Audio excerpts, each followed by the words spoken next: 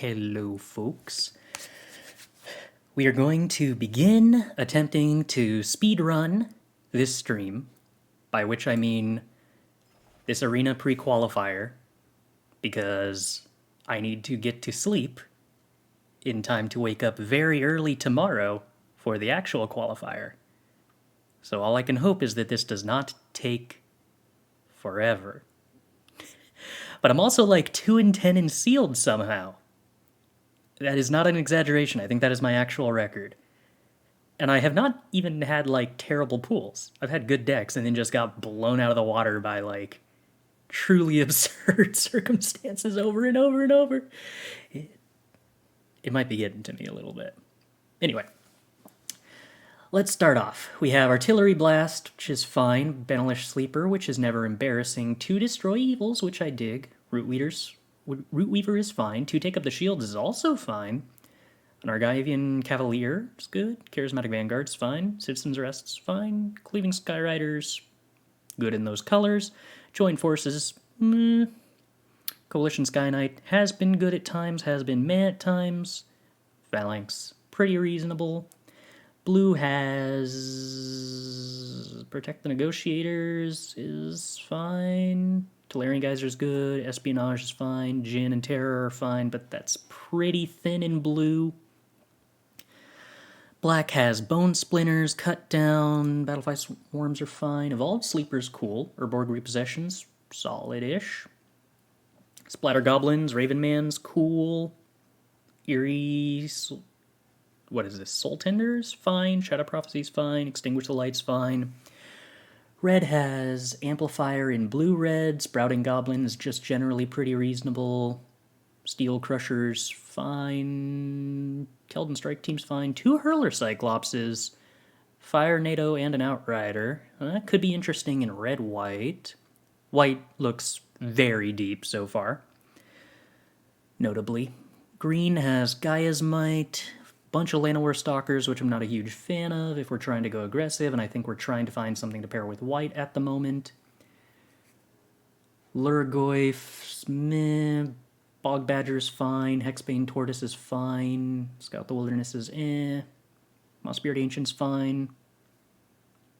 Zaro Janen's interesting with the white kind of pseudo-go-wide thing. Bunch of blue-white fixing. Then we've got a Sky Knight, an Urtai. Rona could be interesting. White-black Marsh. No blue-black lands. Crystal Grotto.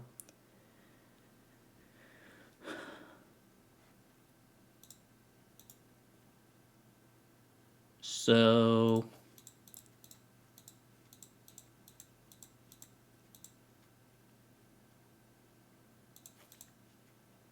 assuming we just play all of our white, and maybe we don't play Join Forces, then if we combined it with black, we'd have Bone Splinters, Cut Down, Sleeper, Repossession, Vivisector. Let's just throw in all the black for the time being.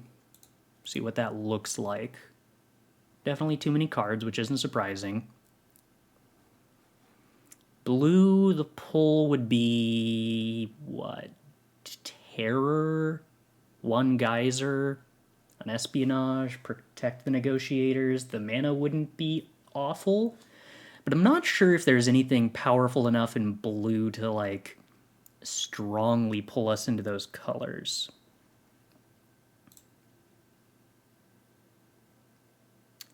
White-black wouldn't really give us any splashes.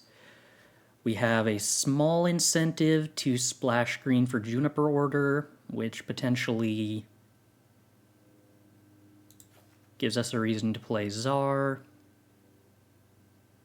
Our fixing in green would be 1 Radiant Grove and a Crystal Grotto. I don't know that I'm actually excited about that. So if we splashed blue, it would be for Urtai, Tura, maybe Terror, Geyser, maybe Espionage, maybe Protect.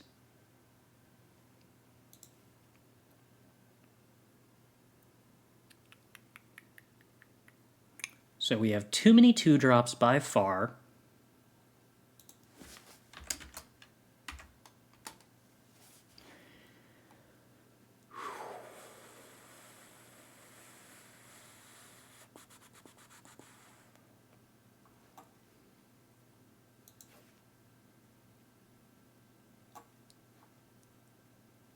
How much do we have that makes multiple creatures? Raven Man seems really good with Bone Splinters.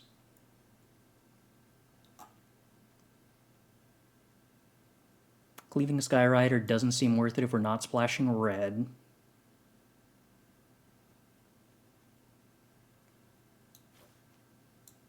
Why is Phyrexian Espionage and Citizen's Arrest up here? Oh. Because their types include the letters C. I see. Definitely don't need join forces. Our removal is cut down to destroy evil. Citizen's Arrest is unnecessary.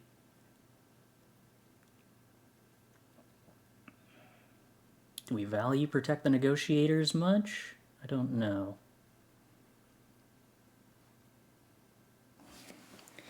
Tura's not really splashable. Espionage isn't really impactful enough.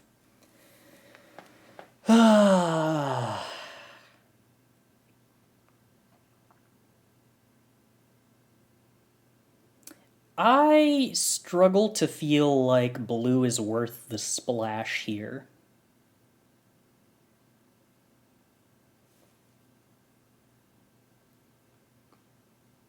I mean, I don't hate Terror. I kind of like it, and I don't hate Urtai. But we need a lot of other cuts already.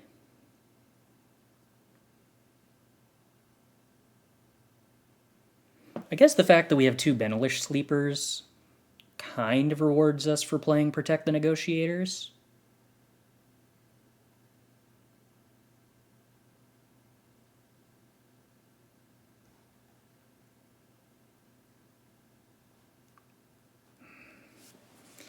If we really wanted to make this happen, we would need 5 other cuts.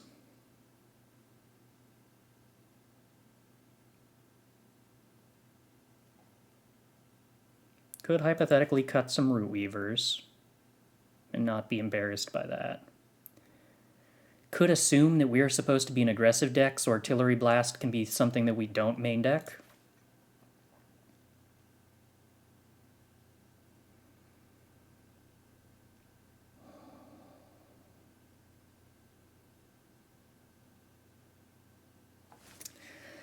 I don't know. It feels kind of hard to justify the blue splash when the base black-white deck seems pretty reasonable.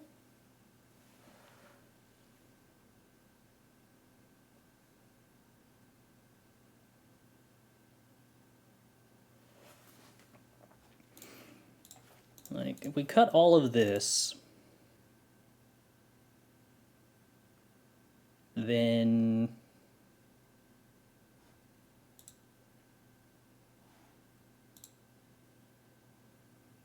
I don't know, I throw in another Root Weaver or splash for Czar. The only problem with that being that the mana isn't super conducive to fixing the Czar, despite the fact that I like the Czar a lot. Could we export the pool? I can try to figure out how to do that. Yeah.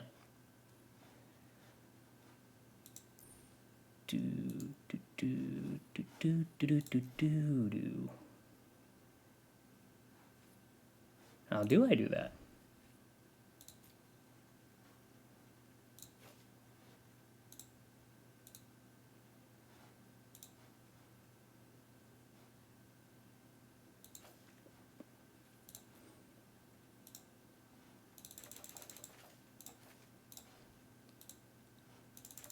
Can I save it and then export it? Add to decks. Boom.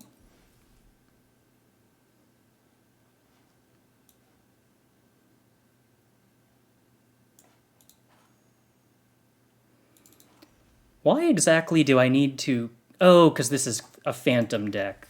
Sure. Okay, that's why I need to craft cards to get the deck that I've got. Export.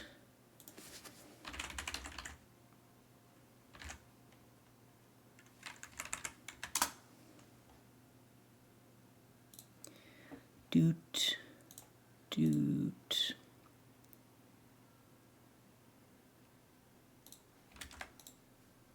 Doot. Doot.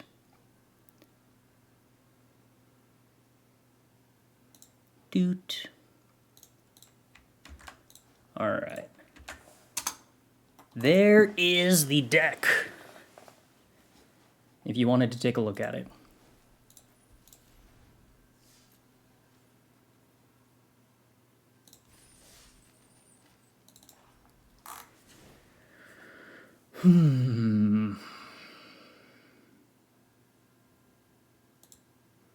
As far as combat tricks go, we've got 2 take up the shield, 2 destroy evil, and then some removal. Does that seem appealing enough to warrant, or should we warrant playing join forces?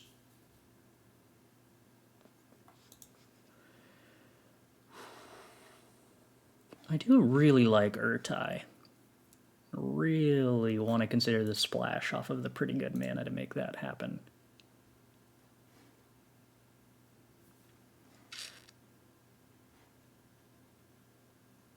But what are the cuts for such a thing? How many creatures do we have right now? 7 2-drops? Yeah.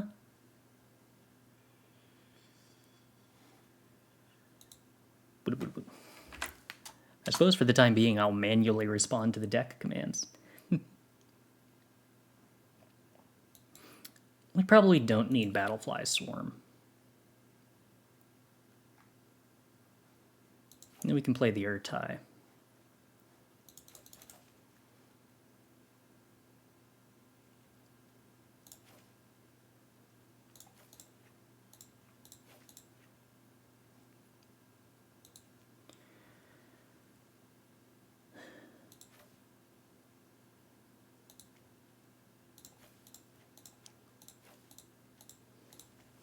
It gives us 9 and 9, and maybe 1 island.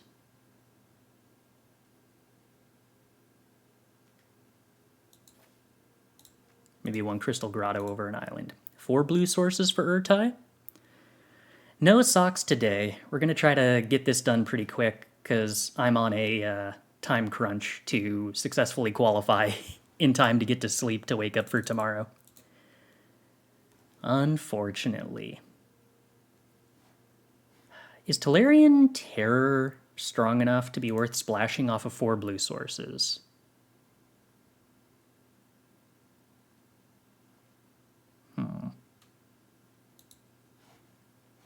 In a deck that mostly has to be aggressive.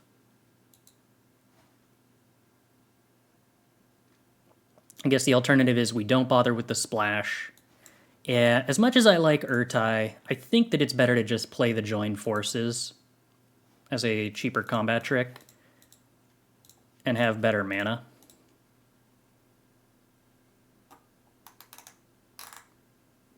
Although that said,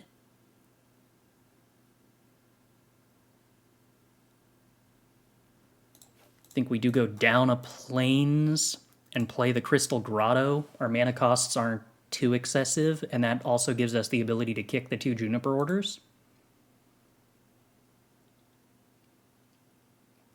Otherwise, maybe it's still worth cutting a Juniper order for a Vivisector.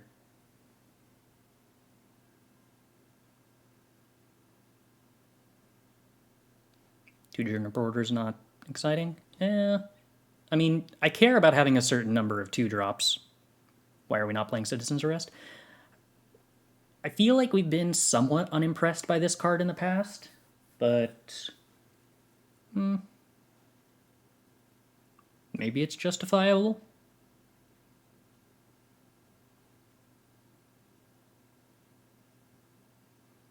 We do have Coalition Sky Knight, which kind of rewards us for removing creatures with reach.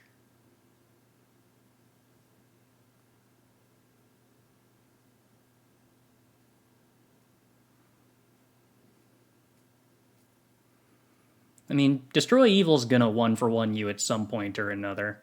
Although I guess we actually have like no targets for Destroy Evil other than just the Phalanx or to blow out a pump spell. So hypothetically, we could be stranding them with no targets for their Destroy Evils.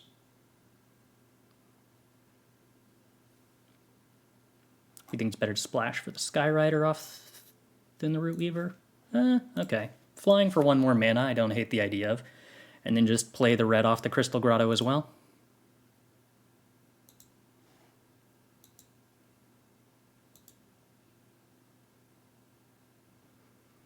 If we wanted to play Citizen's Arrest, what would we want to cut at that point? Because I kind of like everything that we got. I don't really want to cut any of them.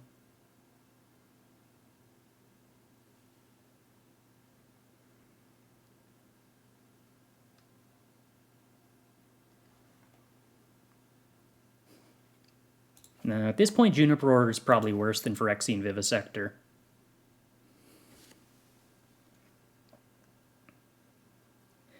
Got a Goblin for Arrest. I like the Goblin. I feel like the Goblin's good. I think I'd rather cut the Vivisector than the Goblin, and I don't want to cut the Goblin. The Goblin's good with Benelish Sleeper and with Bone Splinters, and just is an aggressive attacker, and this is implicitly an aggressive deck, I think. There's anything to sack to Bone Splinters, no tokens? Well, we got Ravenman, Splatter Goblin, Cavalier.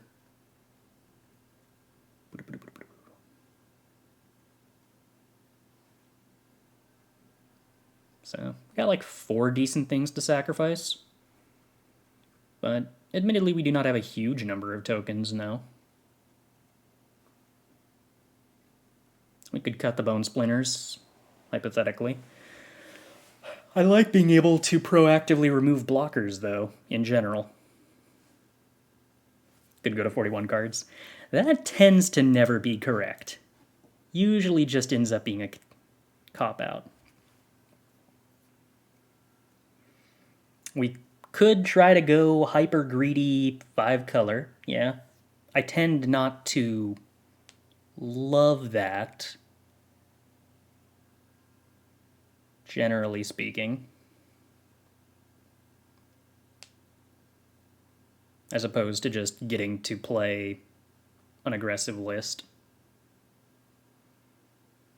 I suppose in this list, Shadow Prophecy is just draw 2, pay 2 life, which isn't exciting. We could replace that with Citizen's Arrest, and it would probably be an improvement.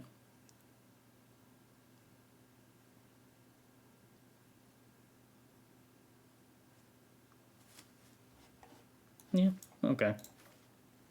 I think I'm on board for that. Did I consider running 16 lands? I could, but I generally don't like running 16 lands in general. You have to get kind of desperate, I think, before that's the right call. Not that it's never the right call, just that you do have to be a little desperate.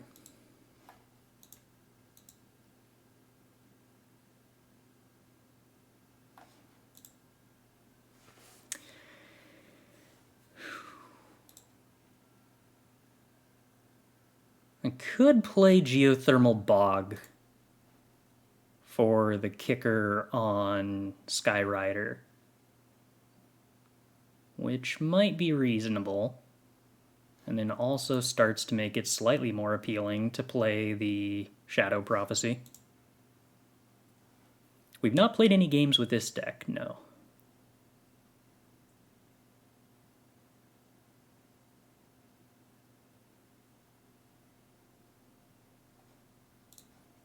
Alright. I don't think the Geothermal Bog is actively bad.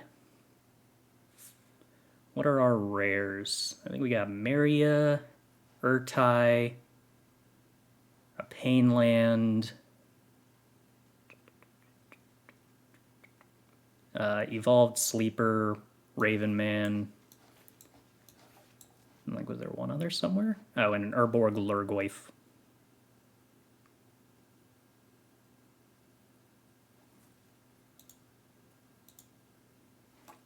If you have serious filtering, I tend to think that that means you should play more lands, not fewer, because ideally you should be making your land drops while casting spells on curve and then using your filtering to get rid of lands in the late game, rather than using filtering instead of playing cards on curve to hit your land drops.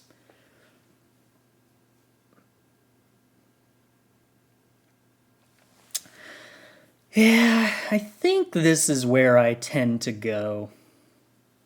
It's either this or we splash like 3 or 4 blue cards. And splashing 3 or 4 blue cards. Can we get away with only playing 5 2-drops maybe for the blue cards? I guess I have Evolved Sleeper, which is sort of a 2-drop, isn't it?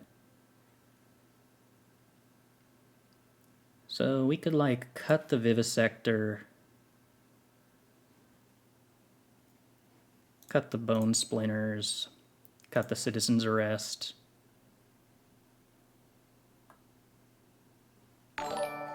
Ooh. Hey, Apex Gaming, thanks for the raid.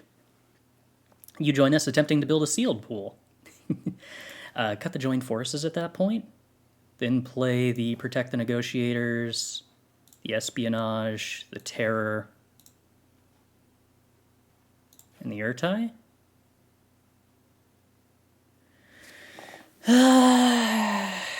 Yeah, I might actually prefer that. Although at that point, then we have to get the Shadow Prophecy back in.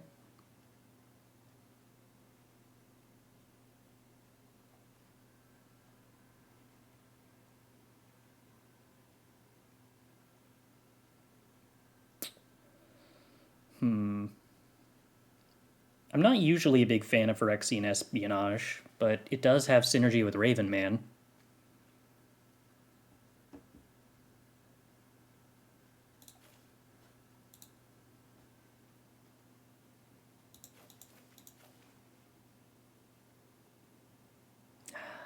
The trouble we ran into here was like 6, 12, 15, 17. The trouble we ran into here was that this was not a lot of blue sources for a lot of blue cards.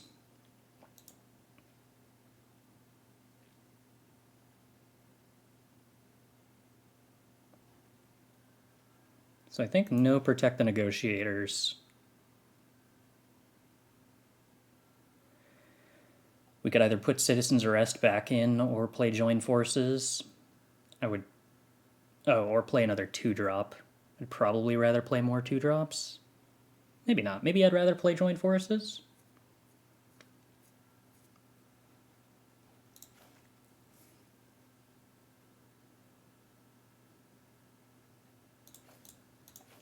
Yeah. 8. So this would be 9 swamps. No, 8 swamps, 9. 8 swamps, 8 plains. 1 Crystal Grotto. Evolved Sleeper kind of wants us to have a lot of black sources.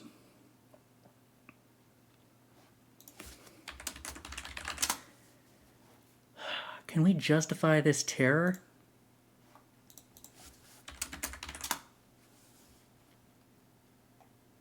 Four, 8, 10. Yeah. So if this costs 3 less, it's like a 5 mana 5/5 ward too. And we keep coming back to the part where I love the Urtai, but I'm not sure that if Urtai isn't on curve, it's actually good enough.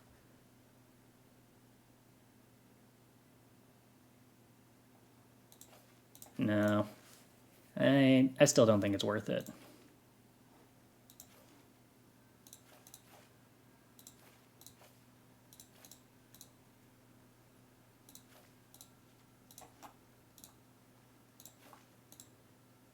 I think it's still something like this. 14, 17.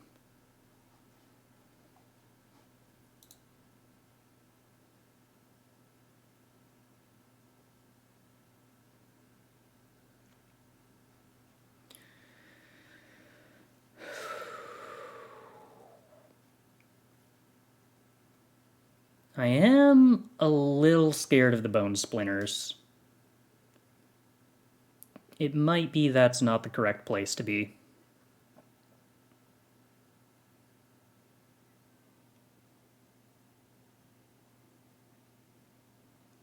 I don't really know if I have any alternative that I love, though.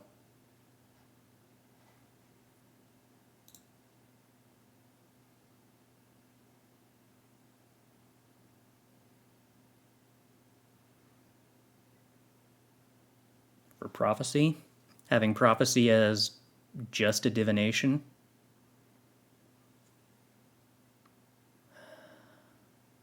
Yeah, maybe we have enough removal that that's fine. Sometimes it's slightly better than divination if we have geothermal bog.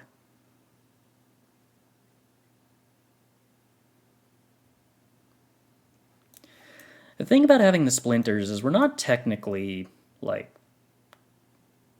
totally lacking for answers to rares. We have, like, 4 removal spells without it. The 5th isn't bad, but I feel really happy with Bone Splinters if we have Cavalier or Raven Man, but I'm uncertain if I'm okay with Bone Splinters when we don't.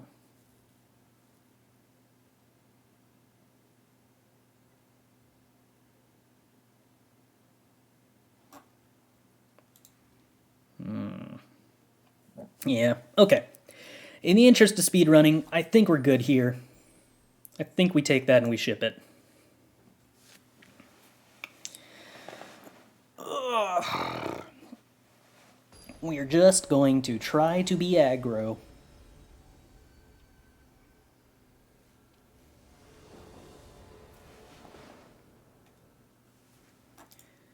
Take the play. Okay. This is game plan. Crystal Grotto on 1, looking for anything that is a land, and anything that is not a land goes away. Shadow Prophecy is not a land. Failing that, we still have Benelish Sleeper in to take up the shield, which isn't embarrassing.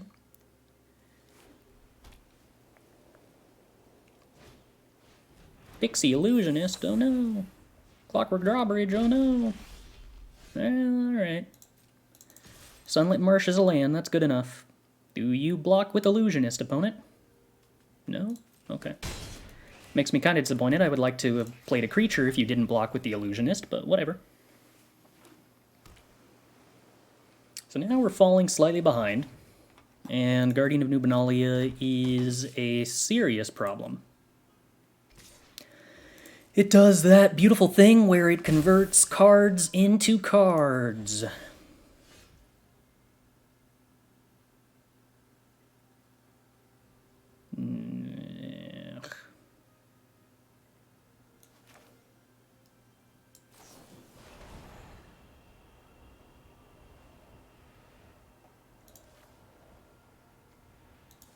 Okay, well, I'm definitely hurting from being constrained on black mana right now.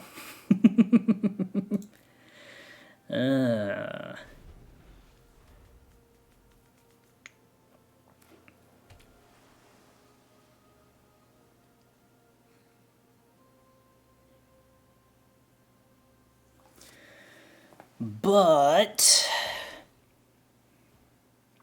we are not taking damage fast, and we do have a slight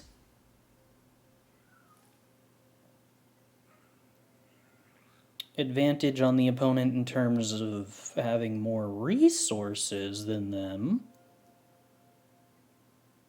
Ooh, here's a fun little potential synergy. Combat. Benelish Sleeper. Attack. Take up the shield to punch through Guardian of Nubenalia. They discard a card. Oh, okay. 3 damage is fine. I also dig that. I thought they were gonna Guardian of Nubenalia and I would take up the shield to bonk and then play Raven Man and get a flyer because they had discarded a card. But apparently not. Oh well.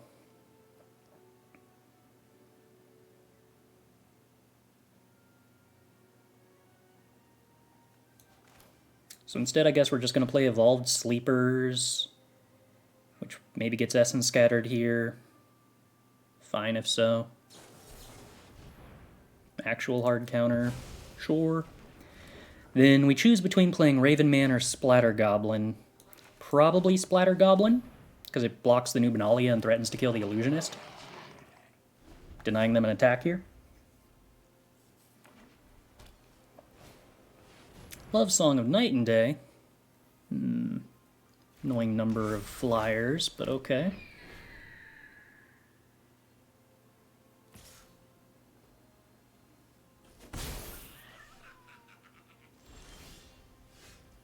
Two take up the shields. Oh, that's weird.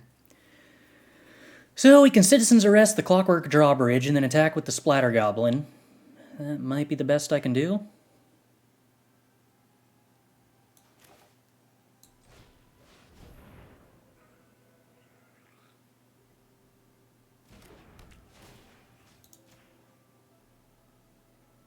Am I okay trading the Benelish Sleeper in this position? Probably not. But if I don't, then they put 1/1 counters on both flyers. I'm just not willing to.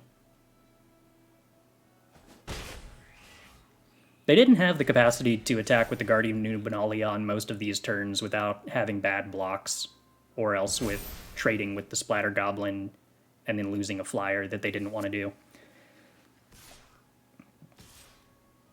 This ought to be the turn they had attacked with the Guardian Nubenalia. I think that they did mess up not doing that here.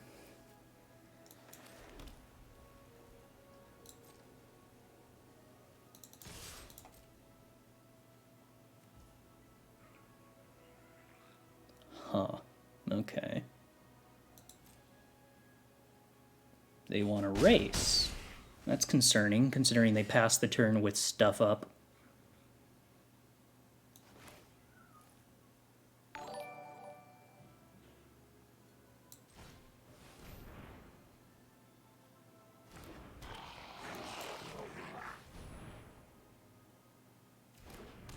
Okay, so what do you have, opponent? You missed your land drop.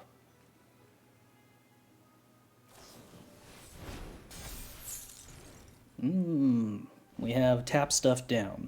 Got it. Swing for 6, put me to 5. Not quite dead in the air next turn.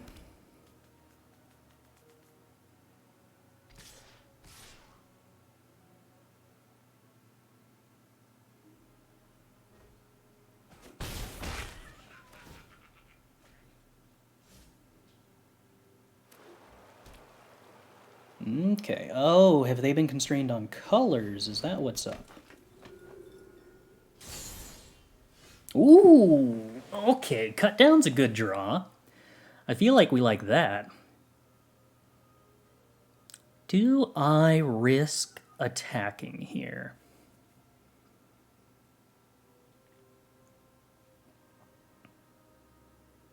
Hypothetically, I can try to push through lethal here.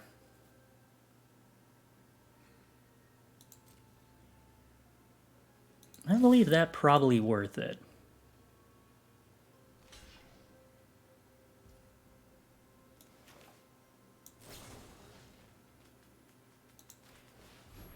Now we're not pushing through lethal, but I think it's still worth it to gain a bunch of life.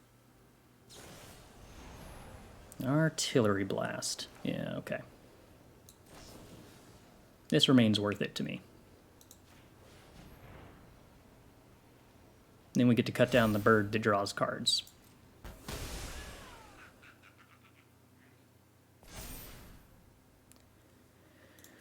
The opponent decides to spend their last card to keep the Guardian Nubenalia alive, or not. They do. Sure. We gain a bunch of life. We are going to deny them card draw. Our position feels good here.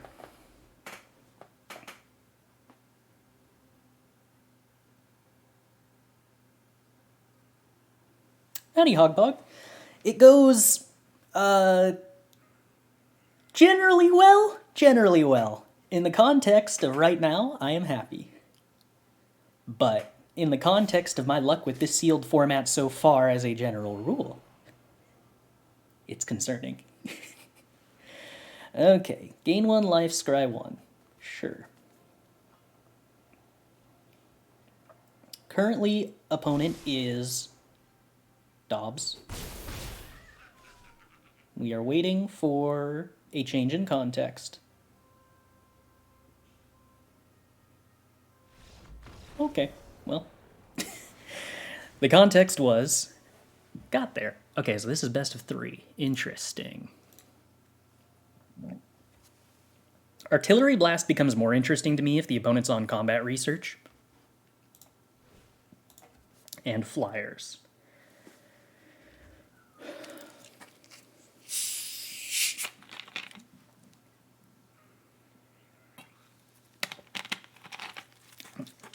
I am always interested in help. Up until tomorrow where I don't want help. But for today, yes. That's the build if you want to take a look at it.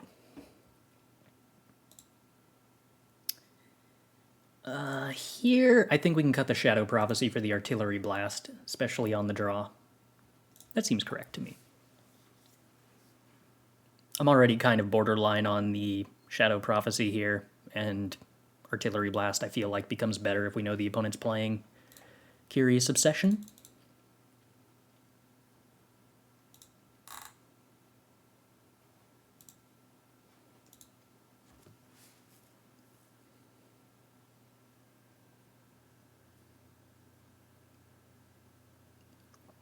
I tend to get driven by my commons really hard while playing sealed, and because the best commons tend to feel like they pull towards aggro, I tend to bias towards aggro as a result. And in this case, that kind of pulled into white-black. With a strong Temptation Splash for blue, but ultimately didn't feel like the mana was good enough to incentivize it, I guess. This is probably fine. I mean, 2-drop into 3-drop is something, and then Urborg Repossession, without the capacity to kick it. I don't know. Is this card... It feels like this is still a reasonable-ish card, even if the only way you ever kick it is with a one-of land. Or we could just top deck Evolve Sleeper on turn 1. That seems like it's probably good. As a rule of thumb. So we could upgrade Evolved Sleeper here. We're probably going to do that next turn. I'd rather just go wide, considering that this doesn't gain Death Touch, right? No. Okay.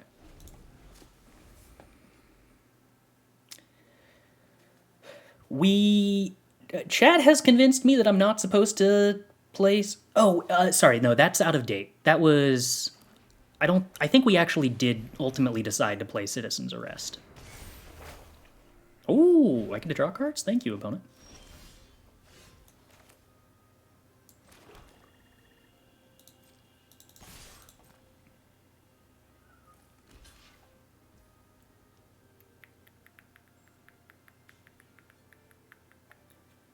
I think we're just pumping a Vault Sleeper here. I believe we did eventually put the Citizen's Arrest in the deck. But the logic was supposed to be that it's kind of medium removal and gets you 2-for-1 by Destroy Evil fairly often. Ooh. A lot of 1/1s. Awkward. Am I okay with the opponent trading off 2 creatures for Phyrexian Vivisector that then denies me Argivian Phalanx, which is kind of awkward. But then I could Soul Tender and Repossession back Vivisector.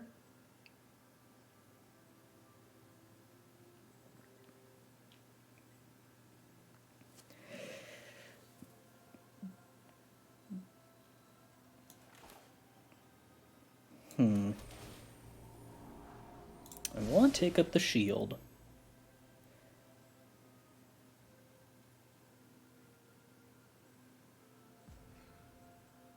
Oh, I'm kind of punished for playing the Grotto here if I have to pump the sleeper, since then I can't repossession the sleeper. Okay, but they don't go for the quadruple block, and we actually get to play our phalanx. I think it's too likely they double block the vivisector in this position. I'm not willing to attack with it because I think playing phalanx is so much better than anything else I can do on this turn. Is that not a 1-for-1? Specifically, Destroy Evil blowing up O-Ring, getting back their best creature, tends to be a 2-for-1 because you can do it at instant speed and snap block. Is the logic that I kind of agree with. I see where that's coming from. I don't know if it's necessarily a reason not to run it,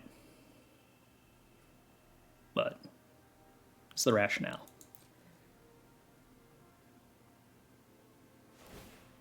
Phalanx tapped. Sure. These two are now free to do their dark deeds.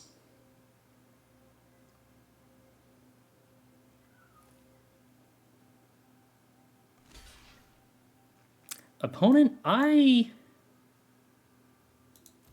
don't know you wanted to do that to begin with, but do I just draw with Sleeper?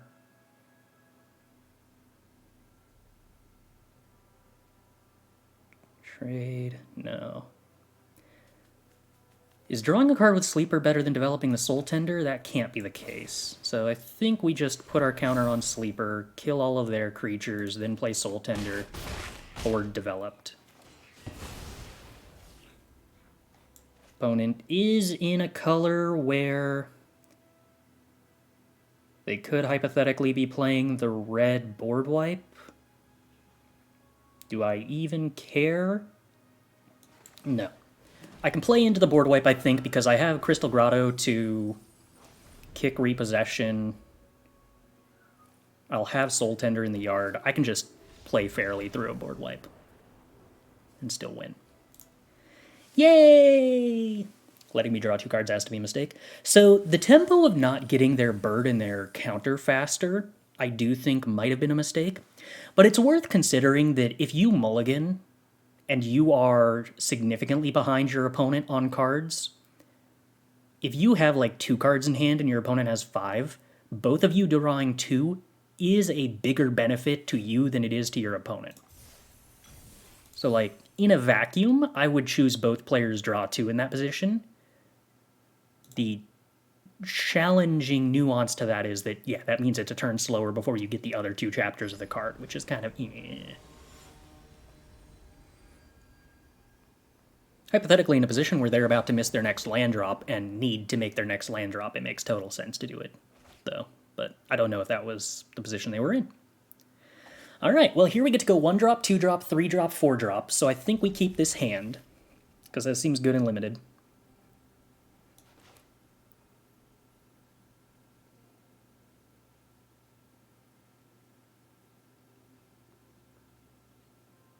Opponent mulliganed. Good start. We drew a black source. Good continuation.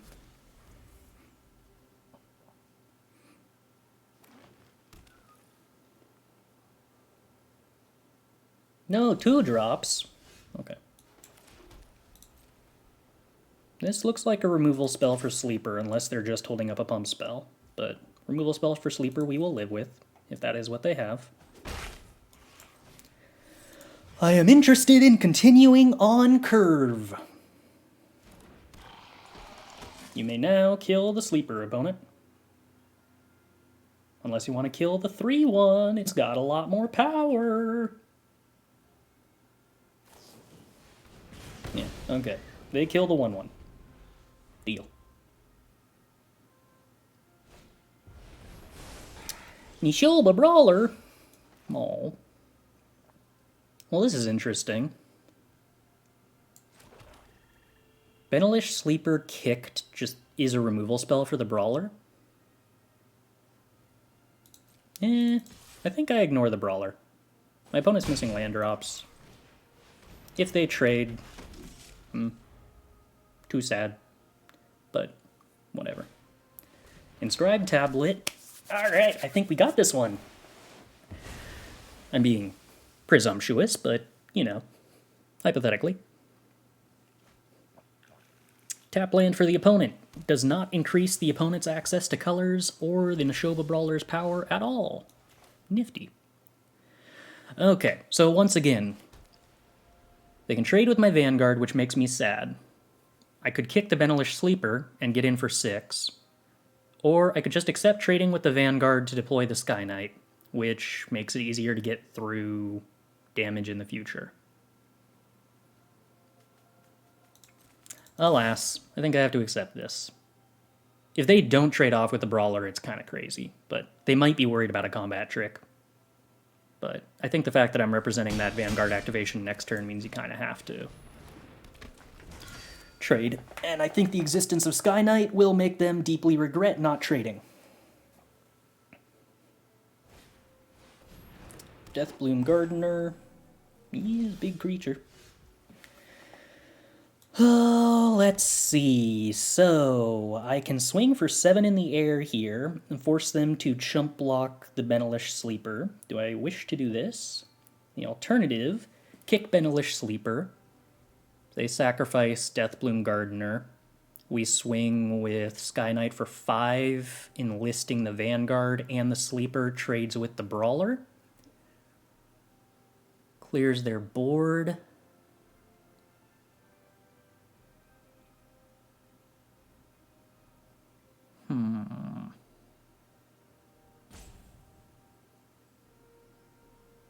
Yeah, I kind of like the clears the board line a little better.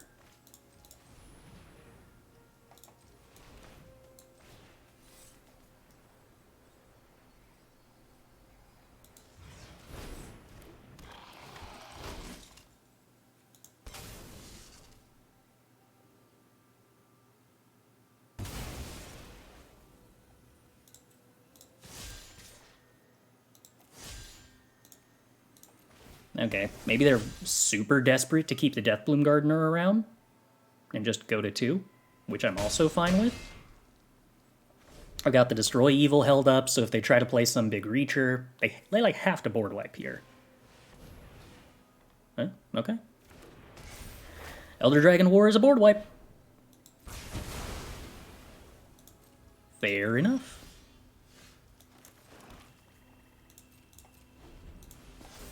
We get to push through 2 damage in the air with Skyrider if they don't have an answer. They get to dig a lot of cards for an answer. There's not a lot of reach creatures they could play here that don't die to Destroy Evil.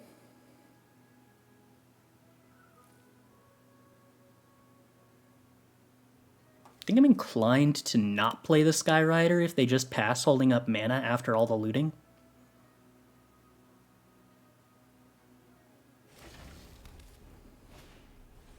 Bulwark. 2 mana? Come on, opponent, play something. Play something. Play something. And they have priority for something else. No, they have priority for Bulwark activation, but they're not activating Bulwark, so we wait.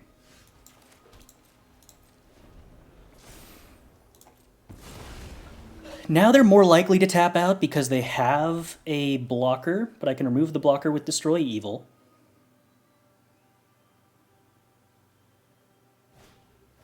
There we go. Alright, successfully won the game.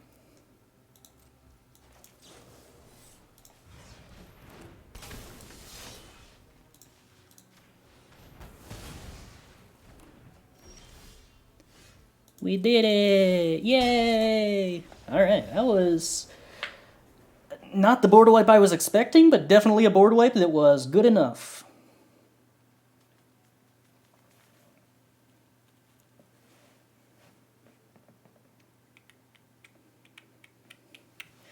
So, opponent is Naya with board wipe. Sub-theme domain.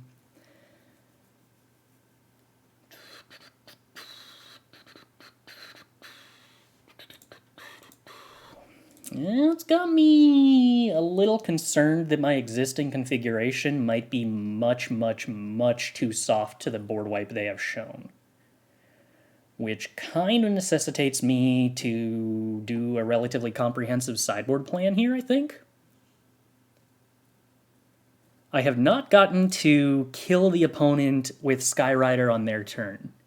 Not yet. Not yet, sadly. Huh. Okay, so this is kind of a problem.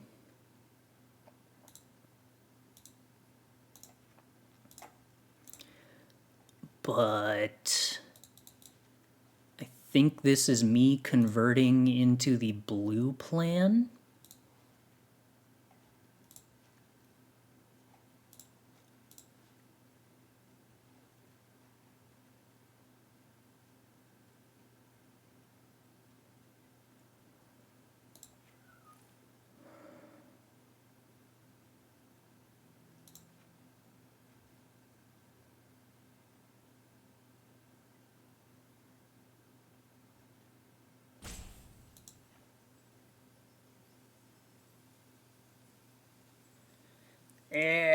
I'm not actually convinced this is a good idea. Geyser's broken, please play. We're only playing 4 blue sources. Do we think Geyser is good enough to be worth playing on 4 blue sources?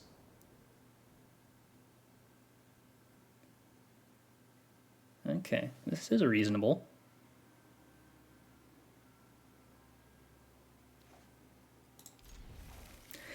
Yeah, so if they ended up playing multiple creatures with reach or multiple flyers, I was in trouble. But I felt like if they had one of those, they probably would have played it the previous turn, and they didn't.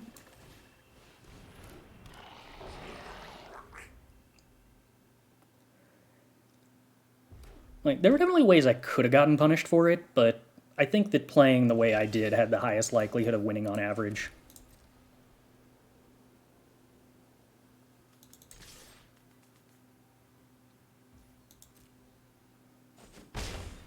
I'm a little nervous from the way they are playing this that they might just have the board wipe next turn, that they don't want to remove the Splatter Goblin. Still, I think I'm supposed to play the Soul Tender because it has a chance to mill stuff to make the Terror cheaper. It does. Tiny amount, but it does.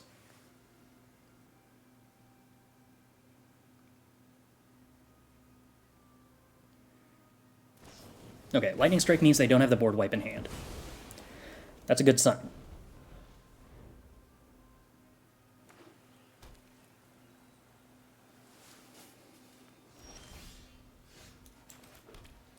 Benelish Sleeper's a good draw because I get to play Take Up the Shield alongside it, meaning that we continue to not get blown out by the board wipe here.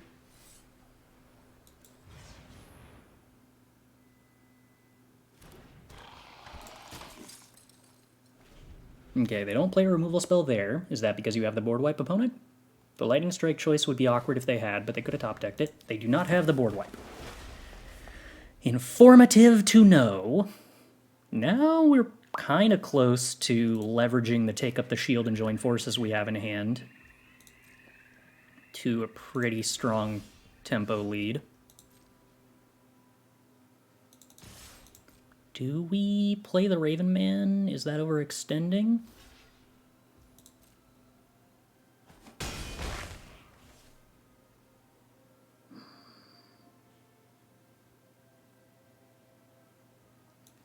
Don't think we expect them to have top-decked the board wipe here.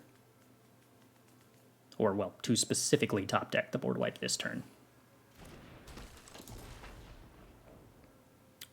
Or rather, they have a 1 in 28 chance of it, but I don't think we choose to play around that chance. Love it. Absolutely feel free to blow up my Raven Man. And successfully, I think, gets us to the point where we are not as dreadfully blown out by the board wipe. And now I am willing to do the draw 2 here, because there's a chance we find land to hold up, Take Up the Shield anyway, and it gets us really close to Terror next turn, even if they do board wipe us. They play a card that we don't really care about.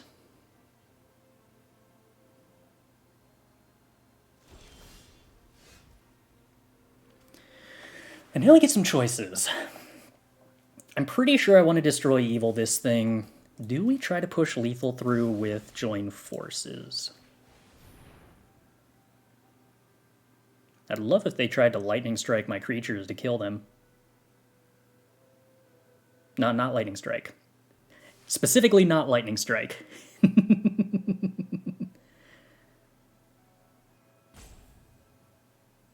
Protection spell? Tail swipe. Okay.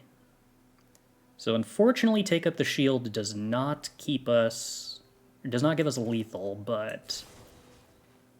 feels like it's still pretty worth doing. We gain a lot of life. Gaining a lot of life is cool.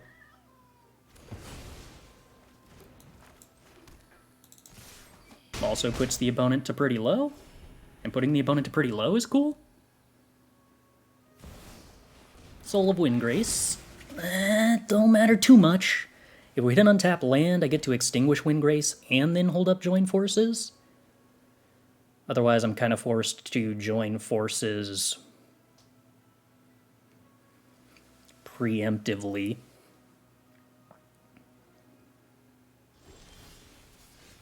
Okay, hit the untapped land. That's good.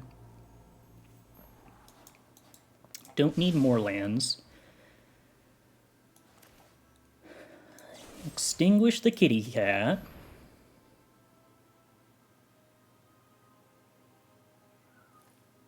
They can give it indestructible, but then it's tapped. Bite down. Opponent has 1 mana remaining. Okay.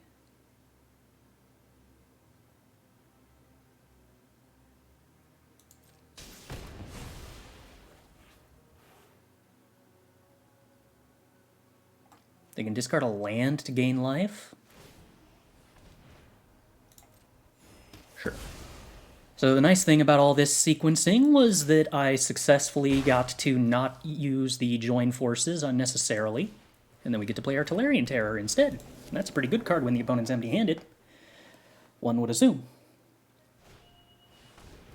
Gibbering Barricade. Is that another creature? Nope, a creature. Okay, so that keeps them alive, right? What do we Soul Tender here? Oh, wait, no, I can Benelish Marshal back with Soul Tender? Is that lethal? I think that's lethal because we drew the untapped land.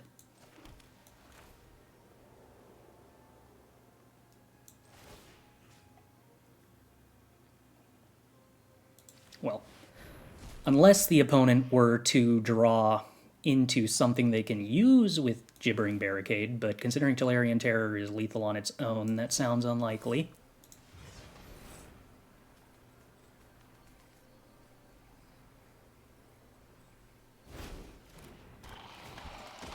They sack Barricade in response to this trigger.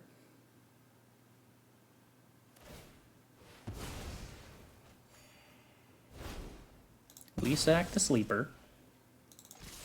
Whee! Alright. I feel moderately happy with how I played both of those games.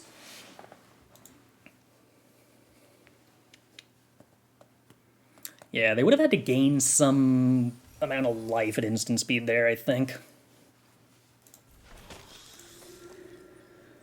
Alright, 2-0 on our way. Halfway there.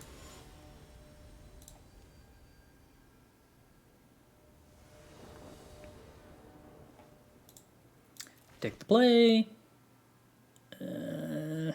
Okay. I don't think this is mulliganable. Cavalier into Phalanx is just pretty fine. I don't think you can mulligan 3 lands plus that, but I don't love not having a 2-drop. But we can always just draw a 2-drop.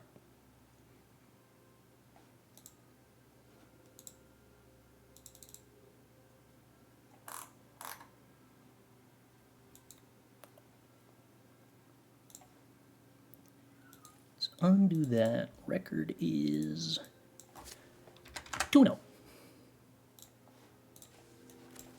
Yeah, opponent mulliganing twice is cool. I will take the luck. All the luck that the game wants to give me, I will take.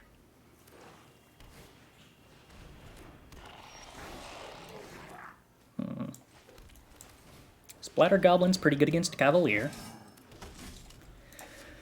But we can always just not attack with the Cavalier and just choose to swing with the 1/1. Phyrexian Vivisector. Yicky. Okay, well, Phalanx it is. No swing.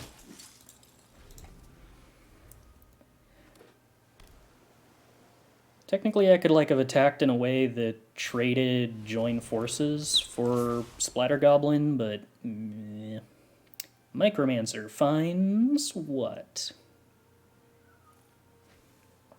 Rona's Vortex, sure. Crystal Grotto for kicking the Skyrider eventually. Rona's Vortex presumably about to hit our Phalanx next turn. Meaning they mostly ignore it this turn, meaning I probably want to join forces this turn, meaning what? Don't want that land. So if we attack with everybody, how good is our join forces? If they put the Splatter Goblin on the 1/1, that's sad, but they probably won't. Do I just attack with everything? I think I probably just attack with everything. I don't know. Haven't really done the math here.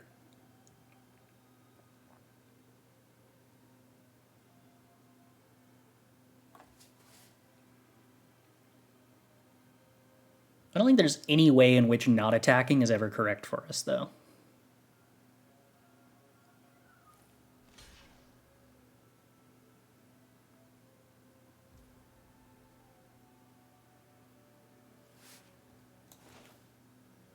Yeah, okay.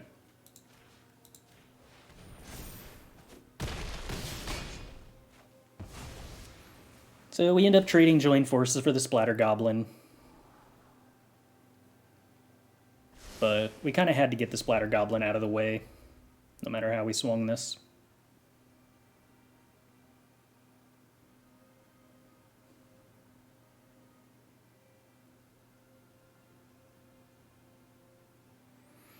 We're at a little bit of risk of flooding here. More lands for the opponent.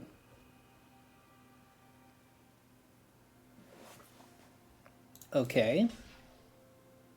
What's your plan here, opponent? Interesting. But then you have the Rona's Vortex, and that's not, actually good? Huh. Well, the Urborg Repossession's a strong draw.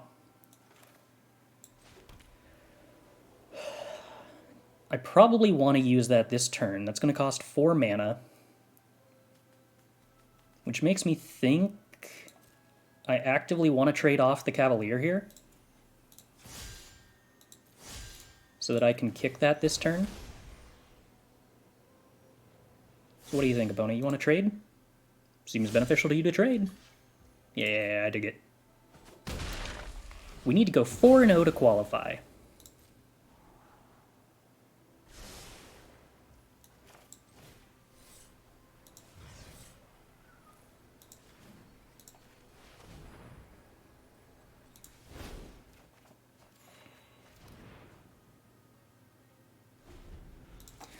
So next turn I can play Cavalier into Phalanx, unless the opponent uses a removal spell on my token.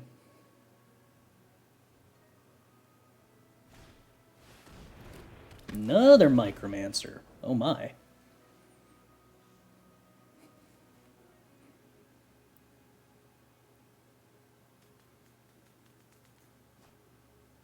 And a cut down. So they can hit the Cavalier in response to its ETB. Oh, but they don't have the mana to do that. Oh, okay.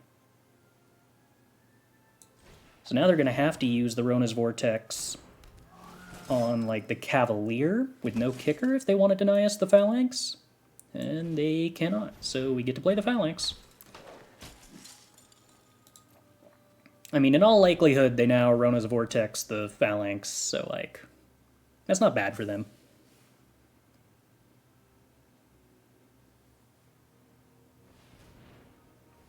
Then I don't have a good block on the Micromancers.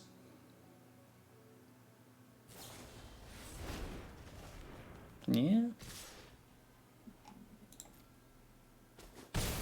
Okay.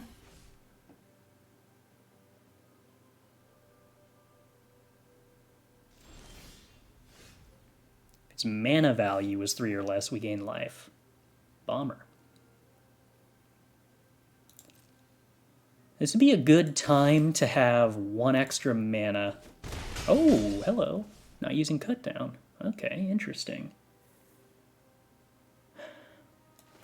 I kind of think I want to Citizen's Arrest the Micromancer here, so that I can actually hold up Destroy Evil.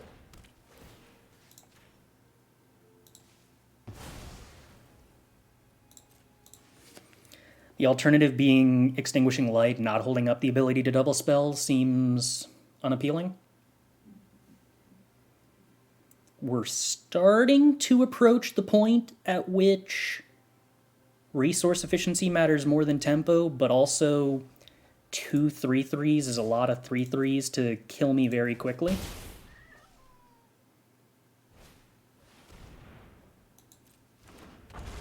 You're a 3-drop, right? Yeah, so I gain life for killing that.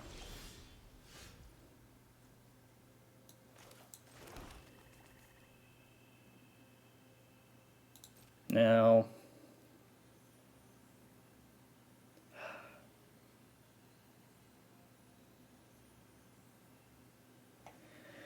if I swing with everything and they cut down before damage for some reason, I'm sad. Or if they cut down before, basically, if they cut down before damage, I can Cleaving Skyrider and kill the probably Micromancer, which would be cool.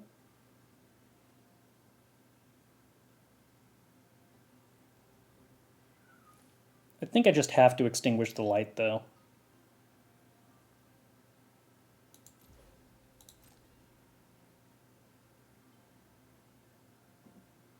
Hypothetically, I could extinguish the light before it blocks and push through more damage. Yeah, I was supposed to do that.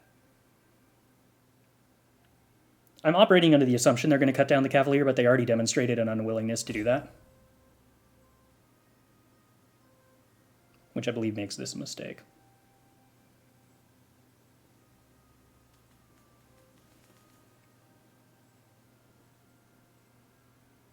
I was so caught up in thinking about the timing on the Skyrider cut down that I kind of forgot about the part where I can just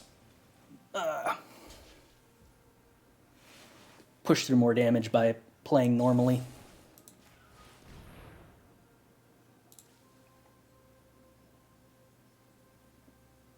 This also sets me up to get blown out by Negate in a way that didn't need to happen. Poorly done. Poorly done.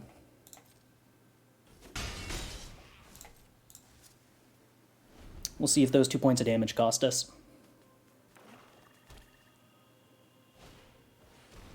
Vivisector's also bad. Yeah.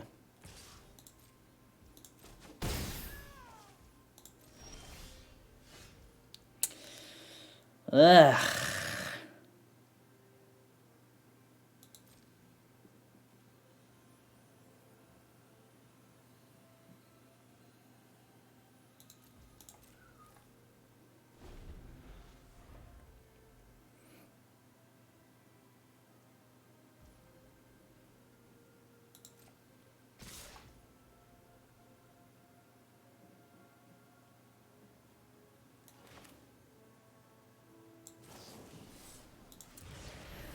We are starting to flood out more than we can handle.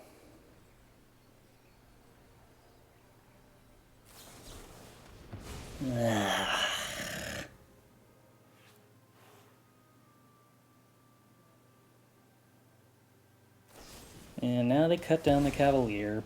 We have to double block the Vivisector. And down to 7.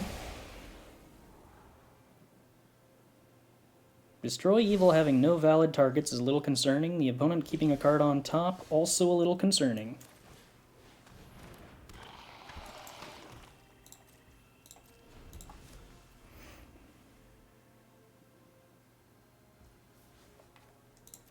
How fast does Micromancer kill us? Okay, Scavengers, Scry... Sort of Scry 2, sort of Scry 1.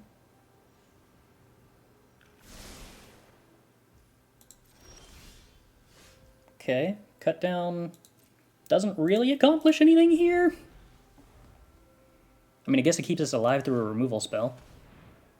Yeah, well, that's a removal spell that it keeps us alive through. Let's let them make their scry decision with the lowest amount of information possible. They scry top, which is sad. Go to 1.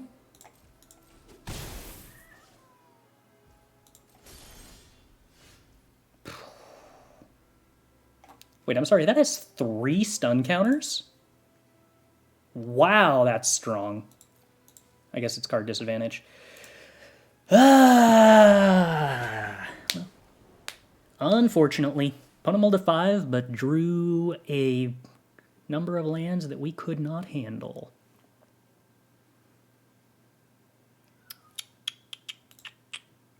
We saw nothing out of the opponent that actually makes me feel like I'm supposed to maneuver out of this build. Other than maybe Splatter Goblin was a problem.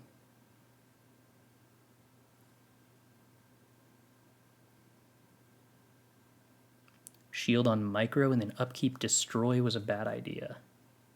Oh, can you do that? No, you're right. Okay, yeah, no. That actually was a way to stay alive. Good catch.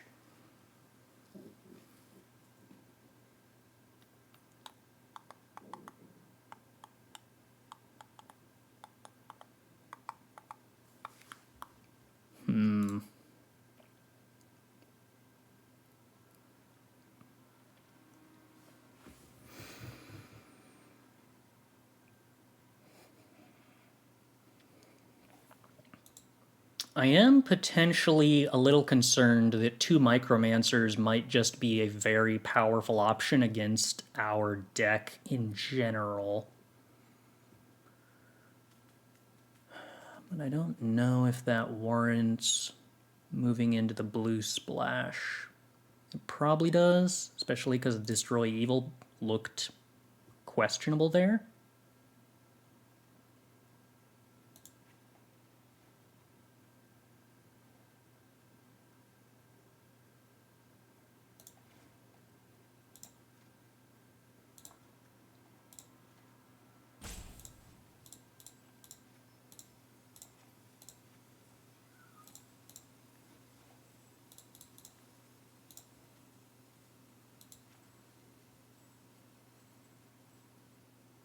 Was this the plan? I don't remember. It's the plan now.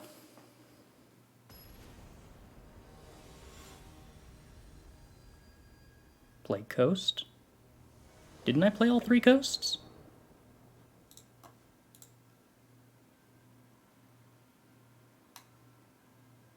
Yavimaya Coast? I played all 3 beachfronts, right? There's no point to playing Yavimaya Coast. That would just be worse than an island. Yeah, we keep this. For Green Kicker? No. I'm pretty sure that's just worse than an island. We don't care about the Green Kicker enough for that.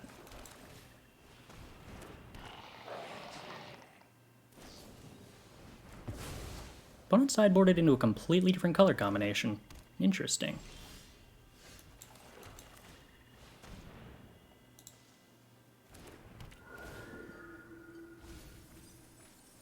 And that hurts. Mill 3 lands is a problem.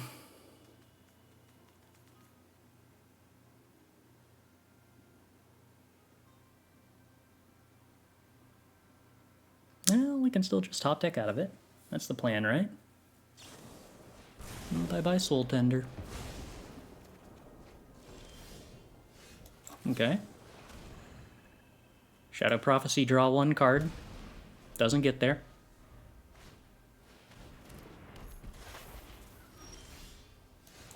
More white cards. Ideal.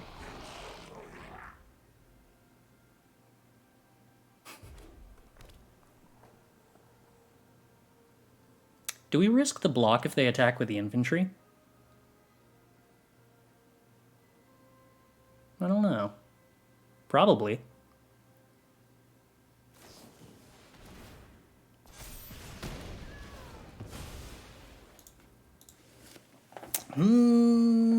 Concerning. Alright, found a swamp that gets us closer to kicking the Soul Tender.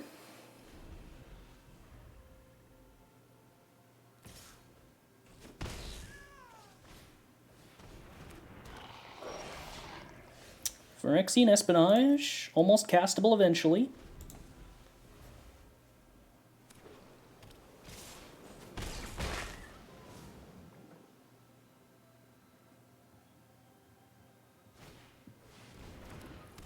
We might be having some problems.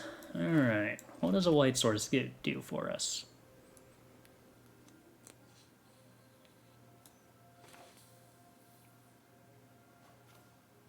Play our most expensive spell, I assume. Okay, they didn't have cut down, that's a good start.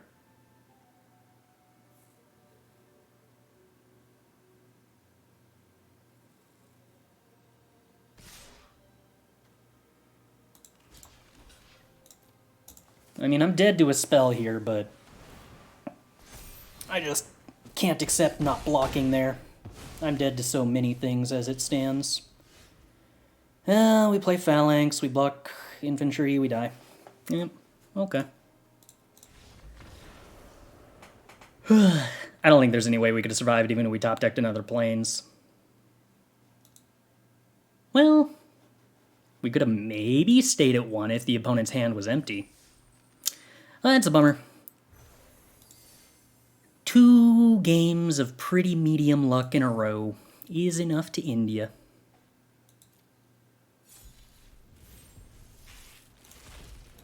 Record back to 0-0. So what do we have? A lot of multicolored nonsense. Okay. Can we export this pool? Yeah. Done. Discard changes. Home. Resume. Oh, cool. Apparently I am required to build a deck before that is allowed. Actually, let's do it this way. Planes. Is it faster to do it from here? It is faster to do it from here. Alright, done. Add to decks. Decks.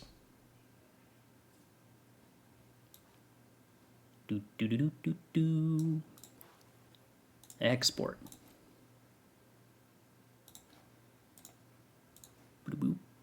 Paste deck. Load. Publish. Swoop.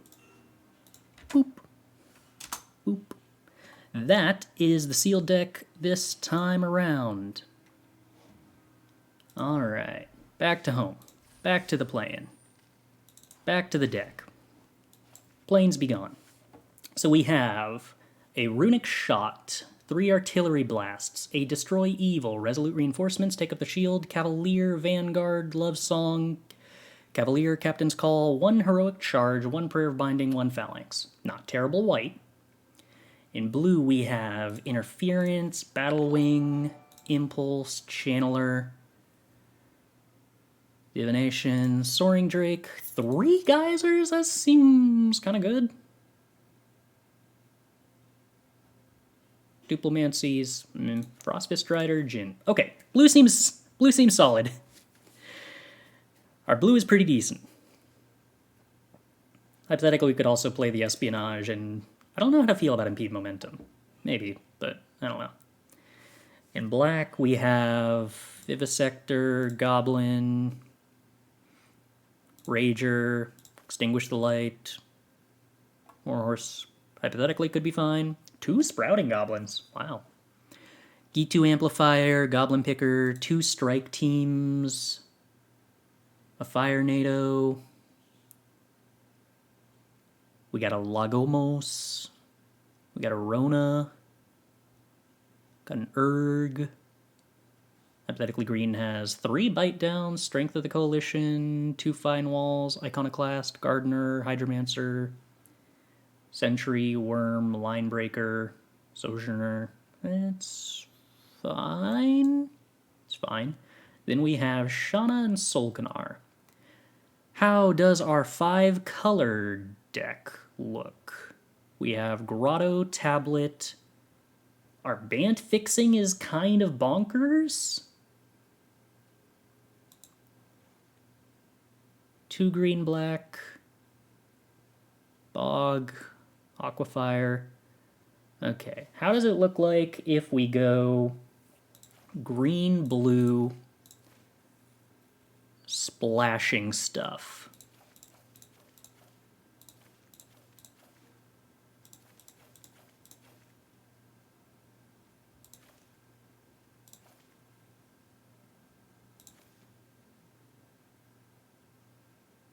Solkanar is kind of hard to splash out of green-blue.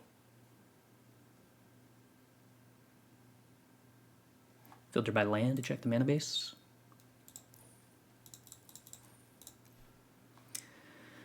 We have 3 blue-green lands, 2 green-white lands, a white-red land, 2 Haunted Mires, Geothermal Bog, Aqueduct. The Grixis mana is not very exciting. I don't think I want to build this in a way that tries to go for Solkanar.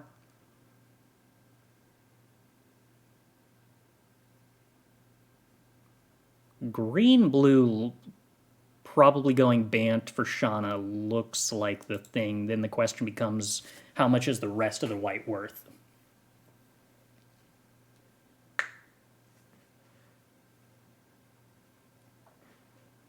We also get white for Strength of the Coalition off of that. Prayer of Binding is good. Destroy Evil is good. Runic Shot's probably fine. Love Song's solid. Vanguard, Cavalier, Take Up, solid. The rest ranges in quality depending on how hard we want to lean in white.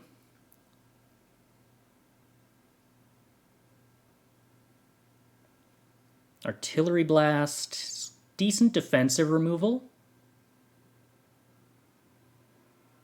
If that's how we want to take things.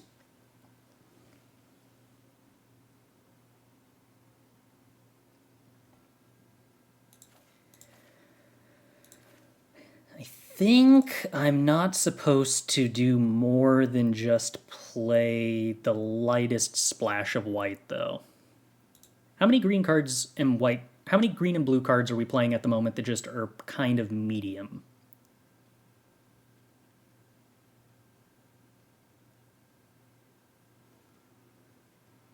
Kind of medium looks like Tortoise is kind of medium. Espionage is kind of medium. Growth is sort of medium, not horribly medium. Bite Down is a little unimpressive with the lack of 2-drop creatures. It's not going to do much early on. I mean, I like Bite Down, but the rest of our removal at the moment is Prayer of Binding, Frostfist Strider, 3 Geysers, Channeler, Destroy Evil, Runic Shot.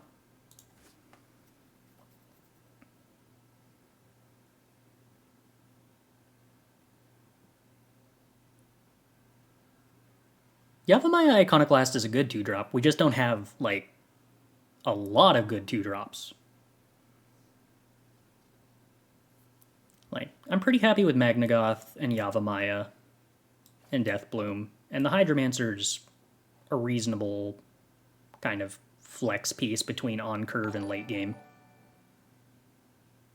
Impulse seems worse than Bite Down. I suppose we have Shauna to make Bite Down slightly better. Lifelink is cool, but this is a lot of Bite Down with very few creatures we can actually use Bite Down early. Am I not a fan of Vine Wall? Do I have Vine Wall? Okay. So we can't play Vine Wall, but again, that doesn't actually reward us for playing Bite Down. Vine Wall does something very specific, namely, like, help enable domain, and that's about it.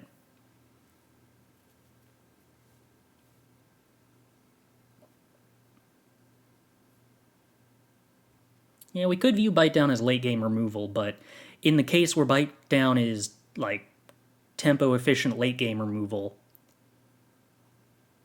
we have a pretty adequate amount of removal. So we don't necessarily need this many Bite Downs. Your pool would reward you for going full 5 color? What do we think the main gains for going full 5 color are? And also we should probably play the Silex. So if we wanted to go red or black, what do we get? We get, hypothetically, Solkanar. We could try to make that happen. And I don't hate Solkanar. We get 2 Sprouting Goblins if we want to try to go mainly green-red.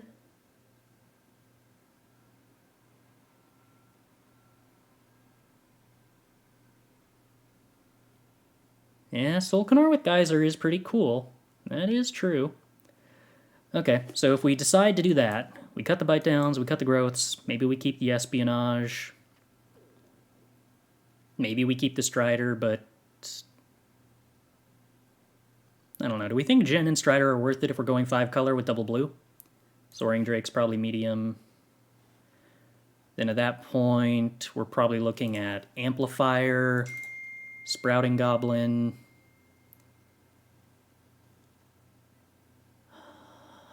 I guess Artillery Blast starts to become more interesting. Solkanar. Vine Wall seems necessary. Do we consider Shield Wall Sentinel to grab Vine Wall?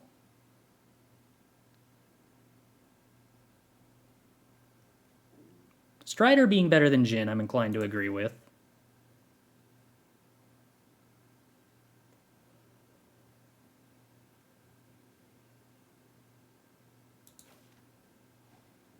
Add more black. What black do we think is reasonable? There's Ellis, which is kind of meh.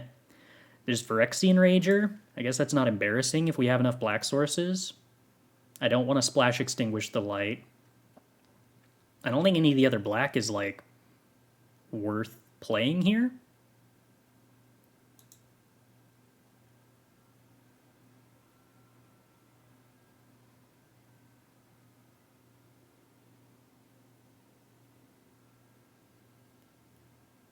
Shield Wall grabbing Vine Wall is a horrible plan? Okay. I'm willing to believe that. But I like color fixing. It's a colorless card that grabs a card that fixes our colors. That's a 5 color plan, right?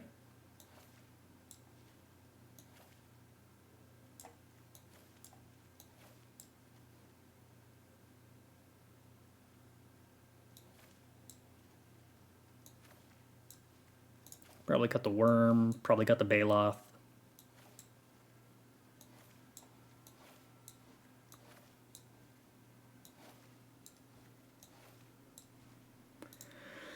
I mean, we'd have a lot of cuts, but this feels like the start of what we would want to include.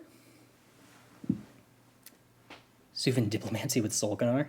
That doesn't work, right?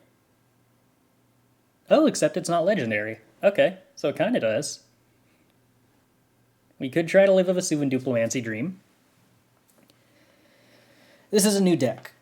We just lost with the previous one.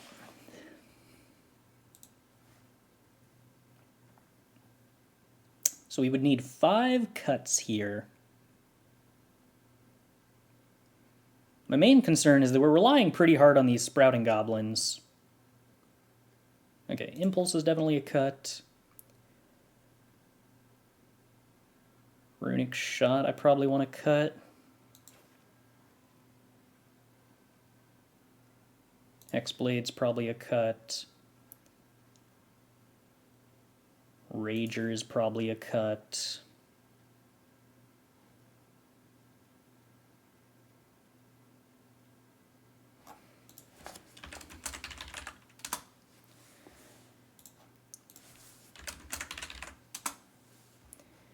What do our creatures look like?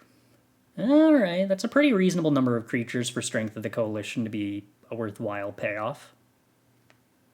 I don't think Strength is a cut. I think this card is like one of the better cards in the set at uncommon. A combat trick that also functions as a permanent anthem in the late game is just like something I'm usually actively happy to have.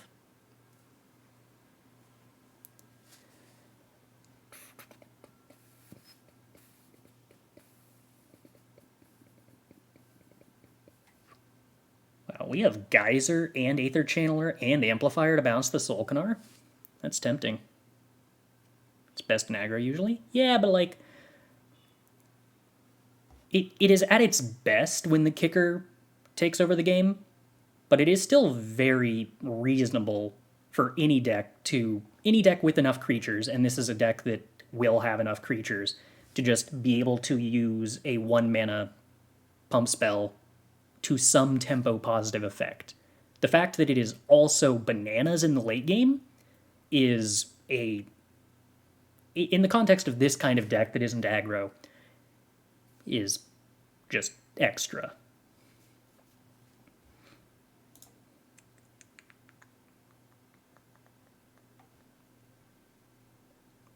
Now that's cute that we can use Hydromancer to copy Solkanar if we need to kill it.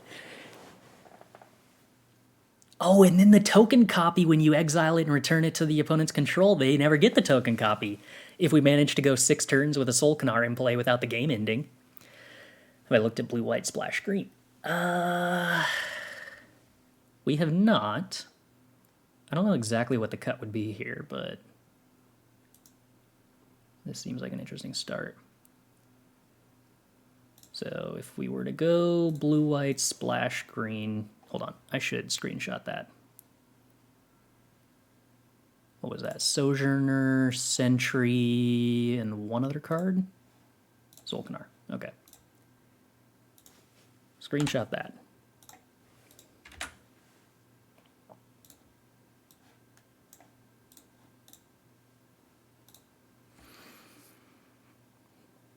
Are you really planning to attack with Sol 3 times and the game not be over? I'm planning to attack with Solkanar 6 times and the game not be over.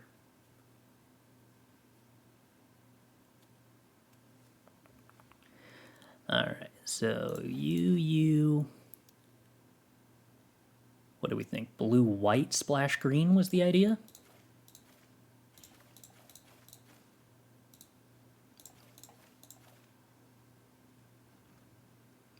Reinforcements, Shield, Cavalier, Vanguard, Love Song, Cavalier, Captain, Charge, Phalanx. Kind of have to play Faith Bonder, don't really have alternatives. Soaring Drake. The problem with blue, white, splash, green in my mind is that immediately just looking at it, I'm kind of scared of having, like, not a lot of 2-drops.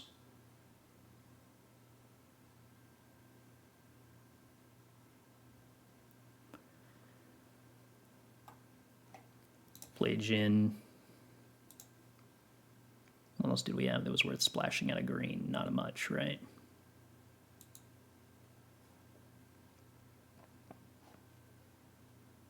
So our green-white mana, our Bant mana is pretty good at allowing this to happen.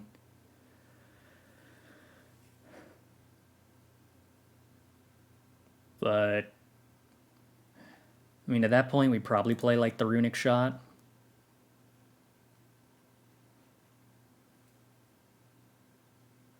Do we have any 2-drops in green? We have Iconoclast, which we could splash, but I mean, I guess maybe our mana's good enough that we can actually play the green 2-drops. And for that matter, we have 1 green 2-drop that we would actually, want to play. So it would probably look something like this, and then we start cutting cards. Espionage.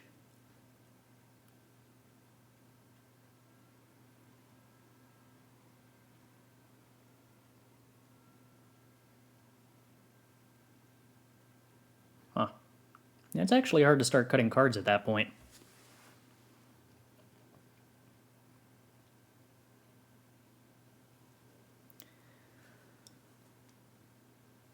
We need 3 cuts.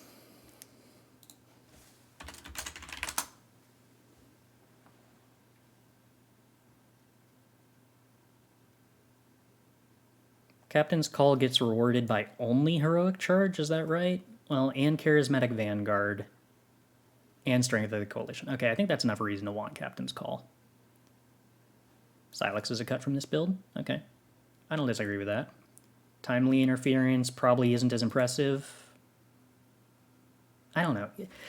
I really don't know how to feel about cutting Timely Interference, because sometimes it just feels like huge tempo card advantage swings that, like, you should almost always play it. Faith Bonder? Yeah, I don't know about cutting Faith Bonder. We kind of need the 2-drops. Our removal is Binding, Geyser, Destroy Evil, Runic Shot, which sort of works with being flyers. I think that means we don't want to cut the Djinn.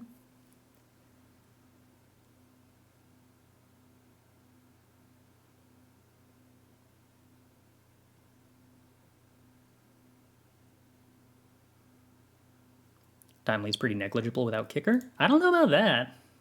I don't know. I mean, it's still sometimes win a combat, which tempos out your opponent by keeping your creature around and removing their creature, and you draw a card. And the worst case scenario is 1 mana cantrip once there's a creature in play. That, like, because the best case scenario for this card is so high, and the worst case scenario for it is so not actually terrible, that I feel like you almost have to run the card, because that makes the average use case of it so high. As long as you're actively willing to cycle it pretty aggressively.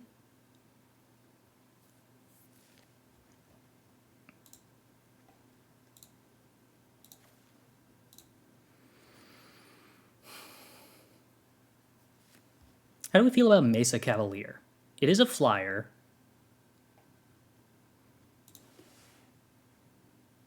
We don't usually get the best case scenario without kicker, though. I mean, it's easier if you're blocking.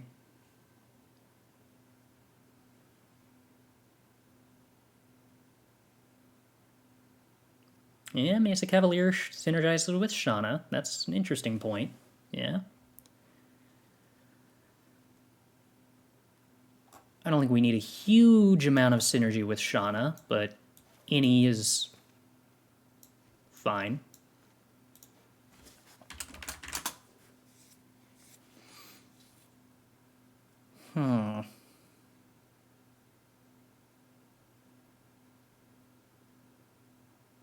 You can get the best case scenario for Timely without kicker. All you have to do is have a block where your opponent losing 1 power makes your creature not die.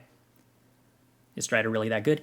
Yeah, 5 mana for a thing that basically tempos your opponent's best creature out of the game for a while and is just a 4/4 stat line is pretty good in this format. So this buys you a lot of tempo in addition to just providing you a very reasonable sized body. 'Tis good in many ways.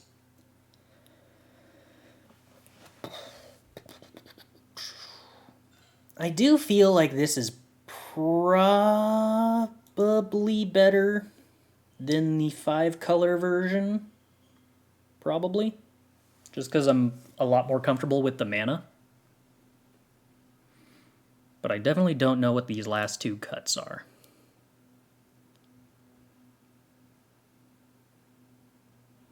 How much stuff do we have that synergizes with Phalanx? Resolute Reinforcements does. Cavalier does. Yeah, that feels kind of like enough to justify playing the Phalanx. We think the Jhin is slow, really. 6 mana 4/4 that has some random scry synergy isn't good enough? Captain's Call? Yeah. Captain's Call, I'm kind of operating under the assumption that Heroic Charge and Strength of the Coalition make it better, but is there a world in which we end up cutting the Heroic Charge and the Captain's Call? Given that we don't actually have... I mean, Heroic Charge with Cavalier and Resolute Reinforcement seems pretty good. I don't know.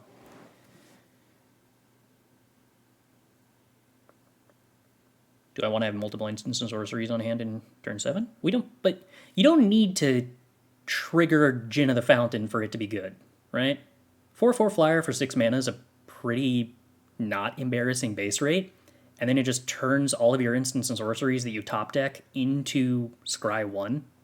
That's basically all it is, and I think that that's pretty reasonable. Oh, that's true. Captain's Call also is something that synergizes with the Phalanx. Also, the Love Song of Day and Night is more flying synergy. 4/4 for 6 is a sad playable. But it flies. Like, that is not to be underrated. We do need a cut, though. And the rest of the deck is pretty consistent, so maybe that is where the cut is. I don't know. I feel like this card is strong, but I do feel like the rest of our deck is strong, too. And the quality of our removal does make me think we want to be more tempo-y than that, so... I can convince myself to accede that this deck doesn't want that kind of late game. But I would caution that I do think that card is actually pretty reasonable in general.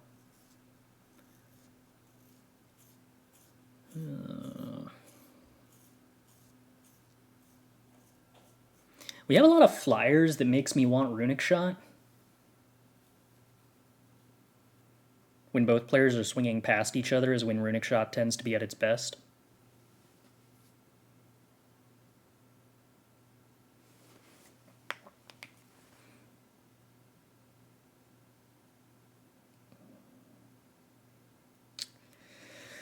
I like this, but I do not know what this last cut is.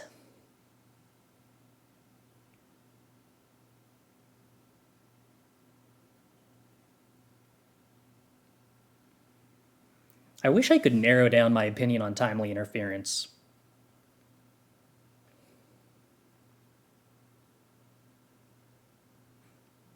Because I can't decide whether it's like the 9th best card in this deck or like the 23rd best card in the deck. And I think it's one of those two things, and I don't know which of those two things it is. When all the flyers make timely worse since you aren't going to use it as a combat trick more often. Well, hypothetically, but also we can block with our non-flyers. Is Love Song of Day and Night good enough for a tempo deck when it also gives your enemy +2 cards? Yes, extremely. Love Song of Day and Night is very good, and you always play it because you get to use Read Ahead to not give your opponent 2 cards. Final record last run was 2-1. Which is the first sealed pool I have ever done better than, or I have ever gotten to 50-50 win rate with on Arena. So, we're improving. We're improving.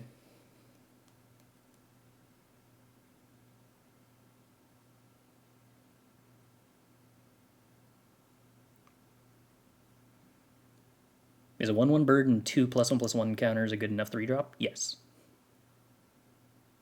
Think we cut Cavalier? I don't think we can cut Cavalier with Heroic Charge and Phalanx in the deck.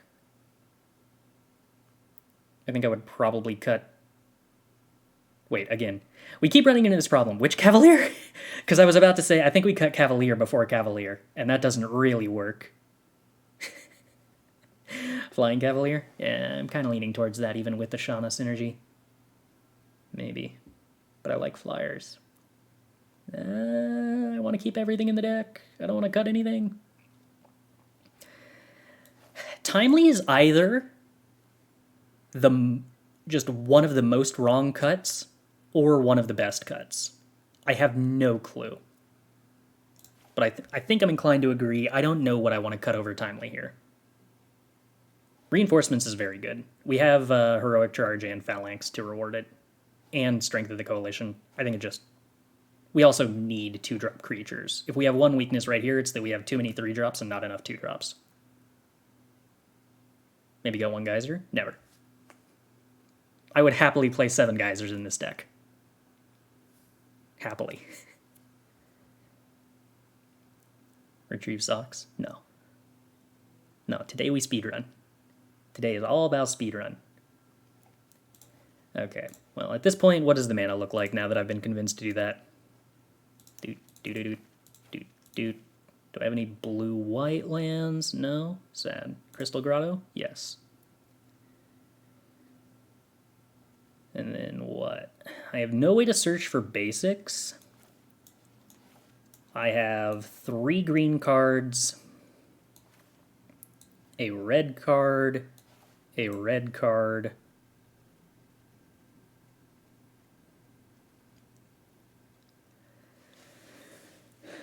so we could play a Sacred Peaks. Is playing a Sacred Peaks worth it for Battle Wing and Heroic Charge over a Plains? I think not, when we really want to be somewhat capable of curving out.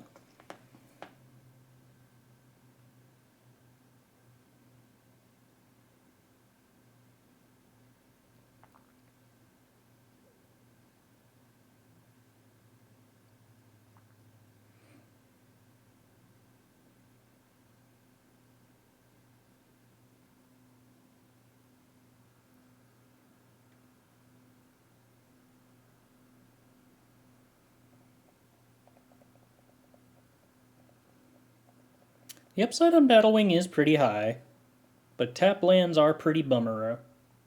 And we also have a pretty strong incentive to just play Battlewing as a 2-drop as aggressively as possible, because we have so few 2-drops, which makes the kicker less likely to happen. Is the 1 green 3/2 worth the splash, though? I'm operating under the assumption that we have a pretty large number of green sources, just for free. So the likelihood that we can play Yavimaya on turn 2 isn't horrible. And we are, if anything, very short on turn 2 plays. That is my primary concern.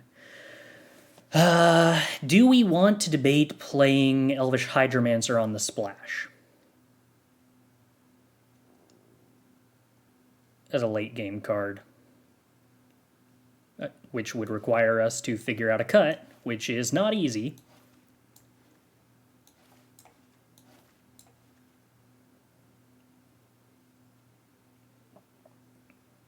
We have Frostfist Strider to copy, we have Phalanx to copy. None of that's particularly exciting, no. Frostfist is good, but yeah, okay. I'm in agreement that there's not enough good targets to warrant the splash there, which at least solves some concern. Alright, once again, type creature. Our 2-drops lean into white, our 3-drops equal splits on blue and white, essentially, because all of these, with the exception of Shauna, are things we're happy to play on 3 anyway. Tolarian guys are technically less so, but yeah, it feels like it warrants a pretty equal split. Frostfist Strider is probably the one of the more demanding things in terms of mana.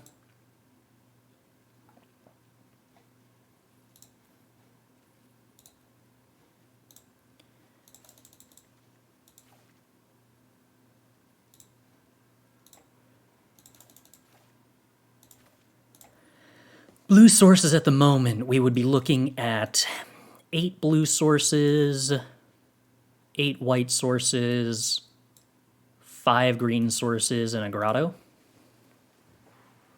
That's probably right. I don't see any strong reason to play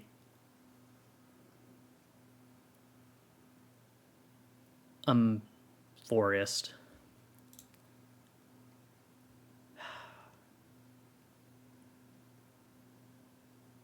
I really just want a white 2-drop. Or a blue 2-drop. Is there a world in which we consider replacing this Iconoclast with an Impulse or maybe an Artillery Blast? I don't know. Artillery Blast doesn't seem exciting, but it does give us more capacity to start double spelling at some point. Feel like we could afford the peaks instead of the plains. I mean, untapped lands are cool. I like untapped lands.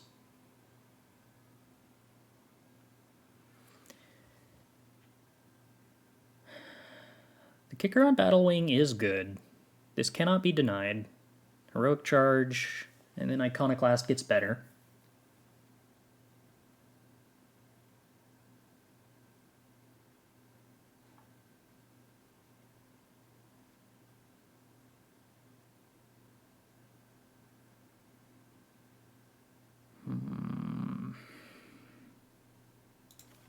All right.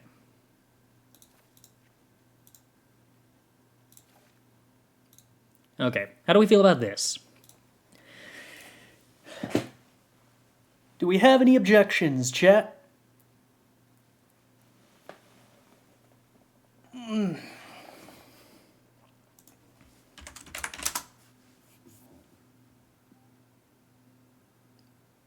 It's a concerningly low number of 2-drops, but objection is that we're not doing Diplomancy with Solkar. Objection noted. A lot of 3-drops and a low number of 2-drops. You raise a very good point. I hadn't considered that, but that is a pain point for the deck. Oh, also Aether Channeler can go wide with Heroic Charge and Phalanx too. I forgot about that. It's not usually what you want to do, but it is an option. Take the Espionage? The Divination? Are we really into Divination? I mean, hypothetically, we can kick it off Crystal Grotto, but I don't think that's, like, super good. We looked at the 5-color deck. It was fine, but the mana...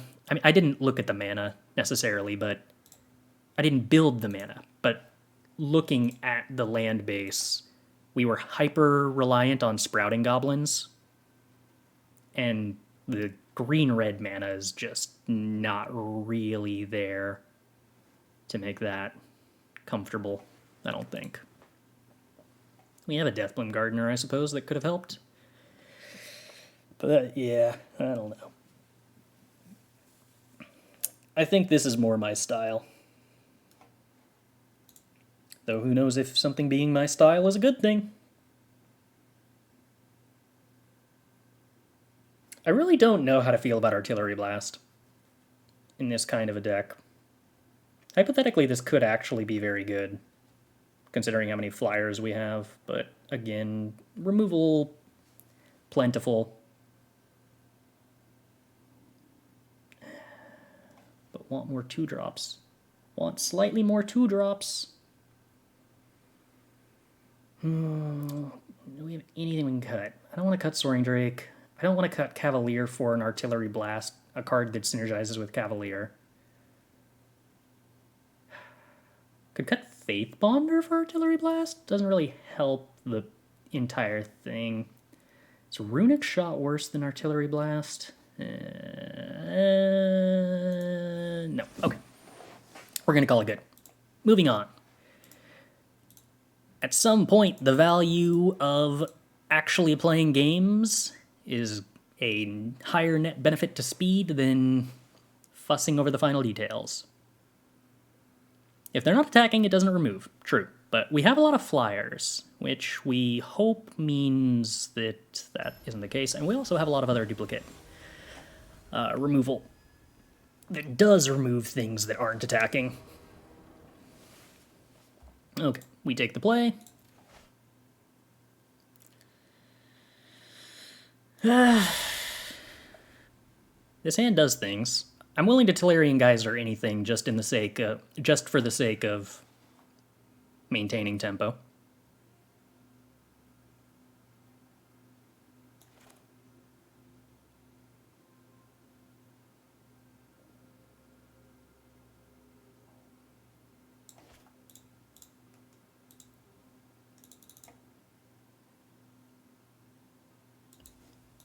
Okay. Hello, opponent. Our mana is mostly good. Our Tolarian Geysers are Tolarian Geysering.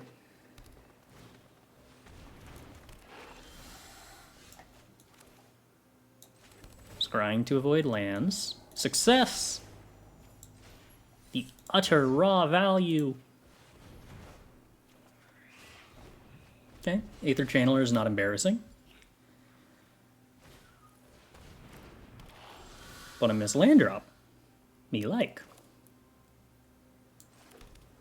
Okay, well, to me that says we Aether Channeler and draw a card then.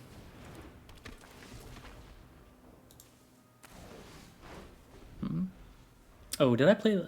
No, we... Crystal Grottoed, right? That was land for the turn? Or did I play the island?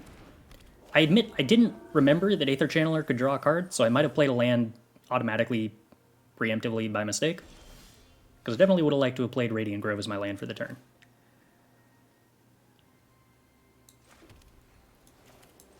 Alright. Develop Frostfist. Tap the 3/1. Get in for 2. Happy to trade with Root Walla if the opponent wants to.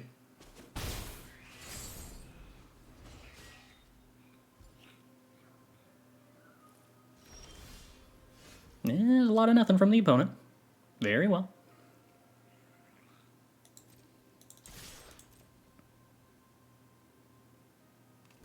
Blockity? Okay.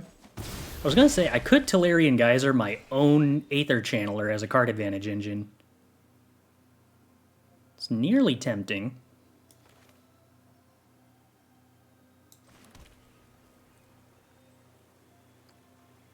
Do we Artillery Blast this thing that doesn't matter?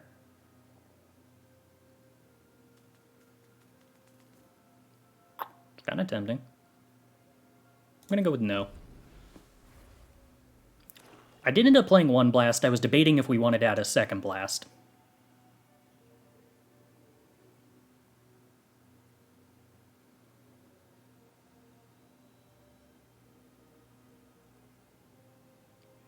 Now we are definitely flooding out at this point, and the opponent has a handful of cards that are not lands. There's a Sentry. Cool. Does the opponent attack with a Soul Tender? Do we Artillery Blast it now? I believe so. Ooh, okay. Good time for Battlewing Mystic. Do we discard our entire hand? Probably not, because we're probably going to draw a non-land off of Geyser.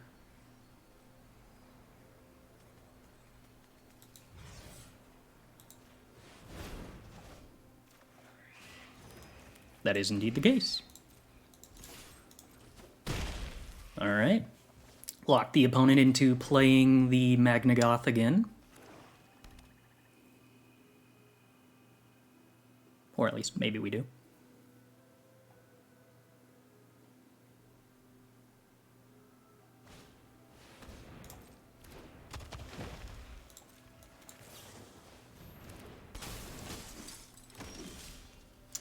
Runic Shot. That's kind of awkward with the Battlewing Mystic. Definitely a moderately awkward draw. Do we just throw that away?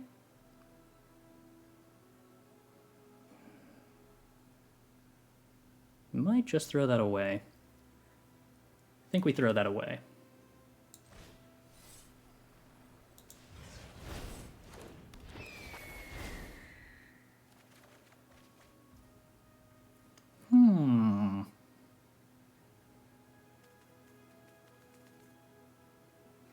Well, these are good cards. Okay, given this context, I think I'm willing to attack with everybody now that I have the knowledge. Do we draw with Saga? I don't know that I want to give my opponent land drops here. I'm also kind of interested in putting more flying power onto the board faster, but you do raise an interesting point. Opponent has a lot more cards in hand than us, so yeah, I think it got me convinced. This is probably a scenario where we want to draw 2 cards. Strength of the Coalition's a good card.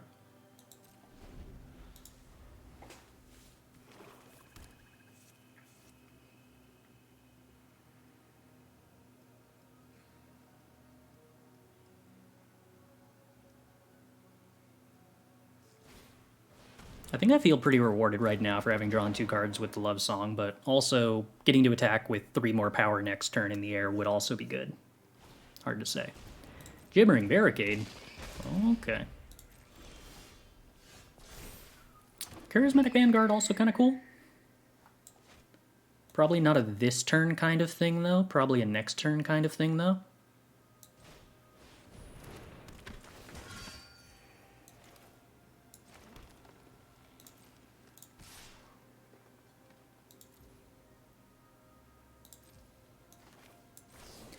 I think I'm supposed to push this through now. Am I worried about the -3/-3 board wipe, which I can play around by Strength of the Coalitioning on their turn? I do actually think that I want to play around that.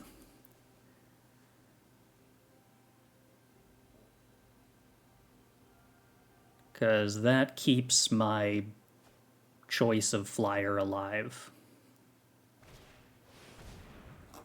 You get back a 2-drop, that does not matter, and we win.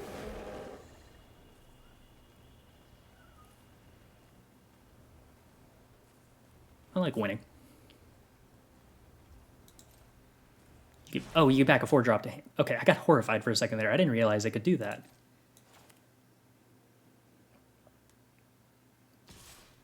Ooh, fun. Alright, I'll take my free value. Was going to cast this Strength of the Coalition just as an anthem here anyway. You did this first? Okay. Presumably that's the end of the game, right?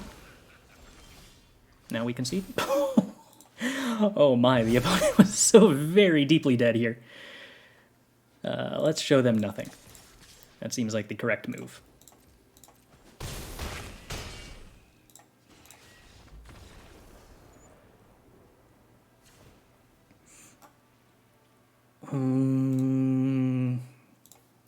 Green-black chonky things, huh? Makes me slightly less interested in Banish Faithbonder and slightly more interested in Artillery Blast, I think. Other than that, I think I'm happy. Yeah, I'm generally a happy person. Maybe it's just supposed to be the blast over the 1/3 in the first place, and I'm just hyper over-fixating on a need to play stuff on curve when that just doesn't really suit this deck. Because hello, here is Artillery Blast on 2, and I am happy with it. Might want Impede Momentum. I think I like Artillery Blast over Impede Momentum if the purpose is to be defensive. Impede Momentum does a better job of allowing us to attack, technically, but I think with the 3-bound spells, we've probably got that covered. I think I would prefer to have more capacity to play to a card advantage benefit.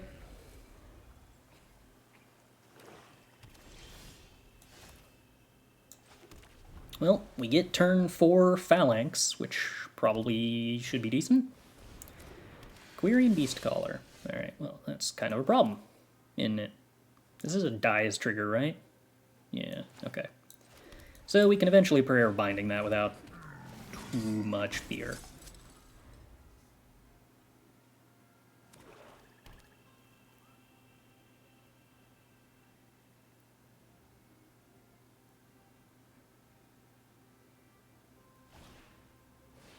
Tortoise.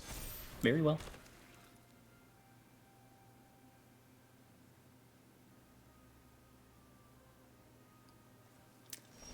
Ooh. The good old no attacks. If I swing with this Cavalier as a 3-power creature, what do you do, opponent? Come to think of it, I don't know what you do, but no. But I don't care. I'm okay trading with either of these creatures with the Cavalier at this point.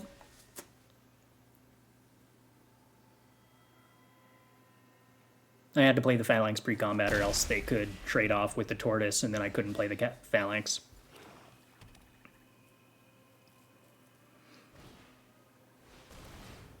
Gibbericade. Does the Beast Caller hang back? Tortoise attacks.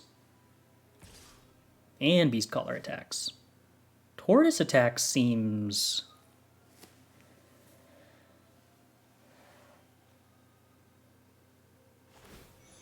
Oh, it has Enlist. Oh, cute. Okay. No, I mean, that makes sense. I get it. 7 is a lot of damage. Okay.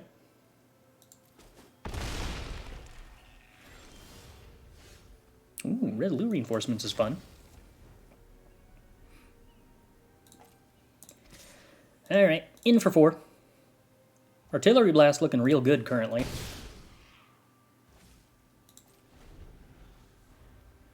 Cavalier's a solid block on Tortoise. Have Artillery Blast if need Artillery Blast. Bite down. We get to blow out, which I am happy for my 2-for-1. Seems good to me.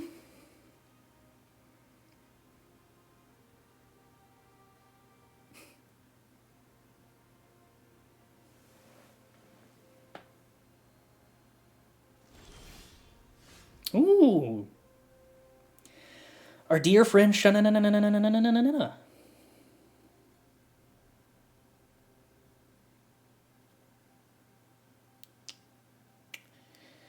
Do we just ship the Cavalier as a 6/6, or well, a 6/2? Trade with the Tortoise. Freeze up Phalanx on a future turn. Lets me play Shauna. Alternatively, play Frostfist Strider, tapping down Gibbering Barricade, and then swinging with a 3/2 and a 4/4, which is tempo-y, but doesn't develop the Shauna. No.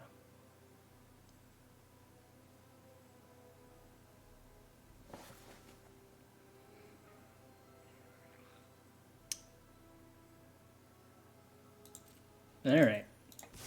Call me a coward.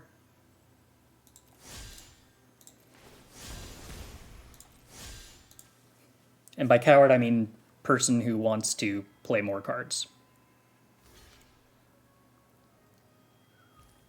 Really? Okay, that's a little surprising. I would have thought they would have traded with a Tortoise. I mean, I guess it doesn't matter. Nothing's blocking the Phalanx regardless.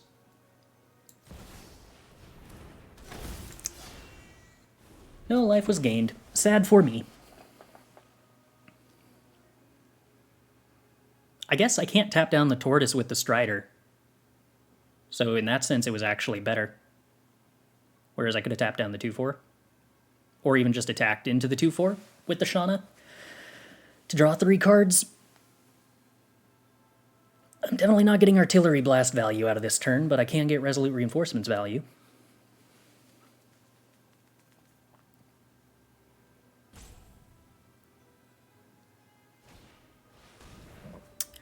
Opponent does some scouting. Gets a forest.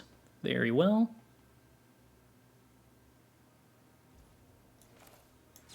We'll go ahead and reinforcements. On the off chance we find some kind of combat trick.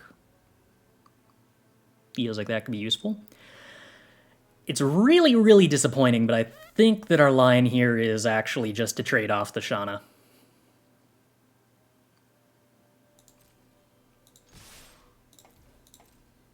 Rip.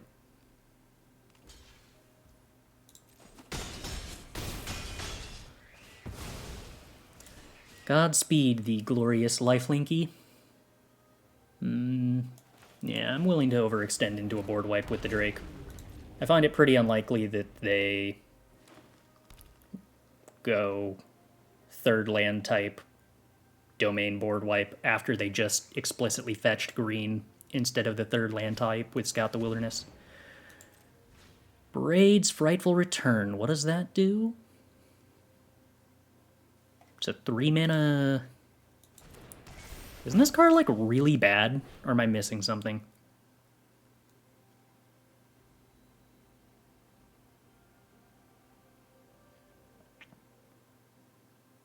I guess it's like a very slow 2-for-1. So let's see. We put the opponent to 1 currently, and put them to dead if they play the 3-drop and we play the Strider. I believe we will choose to play the Strider then.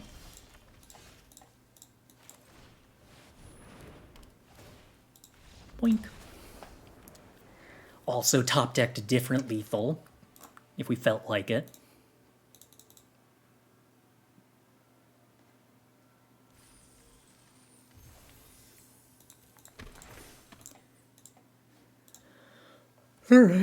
Alright. It's okay, but not amazing combos with the Skeleton 2-1. Oh, yeah, because you like sacrifice your own stuff. Not Solkanar 6 attacks, wrong lethal. Fair.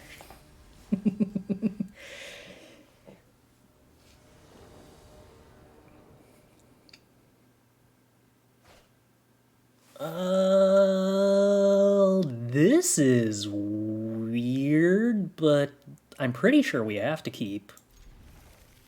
On the draw with Runic Shot, kickable seems like a good recipe for hitting our third land drop. We are definitely playing against a lot of mulligans today, which on the one hand is cool and would imply that I'm getting lucky, but on the other hand we also lost to a person who mulliganed to 5, and I don't know how to feel about that. Blight Pile is unfortunately a defender that we are unlikely to get to meaningfully Runic Shot, so that's potentially disappointing. Phyrexian Rager. Hey, guess what? We're not going to Tolarian Geyser that. We will be Tolarian Geysering a Blight Pile, because why not? We have to do something.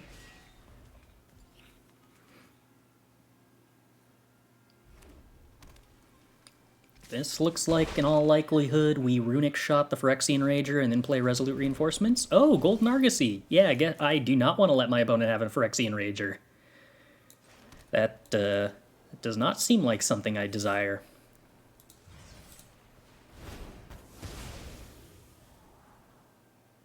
Interesting. I like both cards, but I also want to draw mana.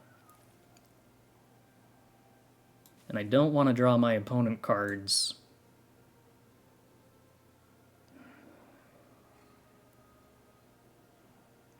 Tempting. I think I take out the shield. Because I'm going to play Phalanx next turn, almost certainly. And having to take up the shield at that point for the Phalanx seems good. Oh, this thing doesn't have 4 power? Wow. I really thought it was a 3/6. Or I really thought it was a 4/6. Okay. Sengir Connoisseur is not the scariest Argosy card in the world.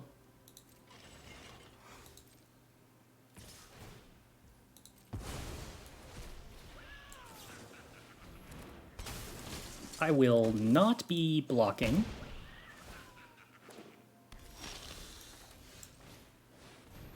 And then we're going to hope we top deck an untapped land. Do we block the Argosy at this point? Well, they probably don't swing with the Argosy. But if they do we block?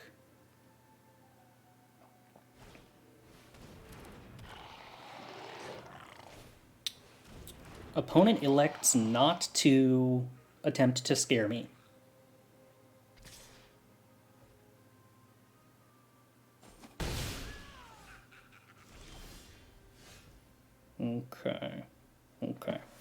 Okay. Well, the Destroy Evil blowing up the Sengir Connoisseur seems pretty cool.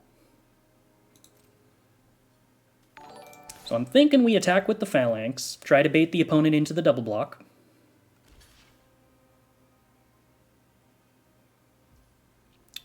They do not go for it.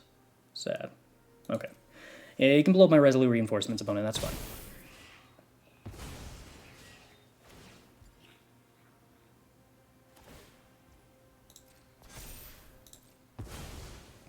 In that case, we shall be kicker bouncing? Kicker bouncing.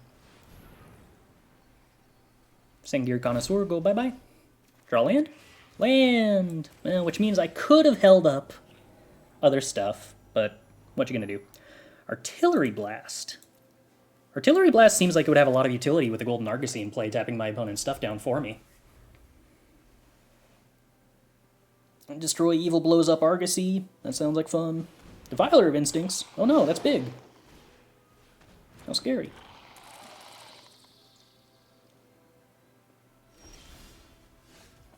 Do we destroy Evil the Defiler, or do we take up the shield to kill the Defiler? Let's see how the opponent blocks. Well, opponent, am I putting the fear in you? The fear of the Phalanx?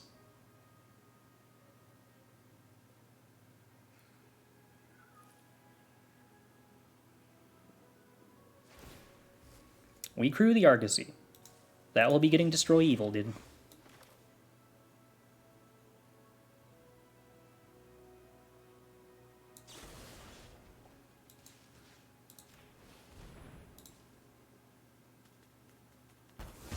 $3/6 is a little too large for my tastes.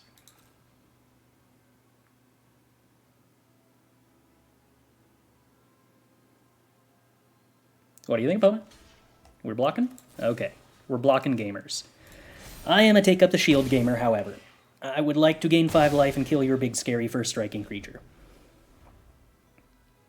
All this life gain we're doing with no Shauna in play. How sad.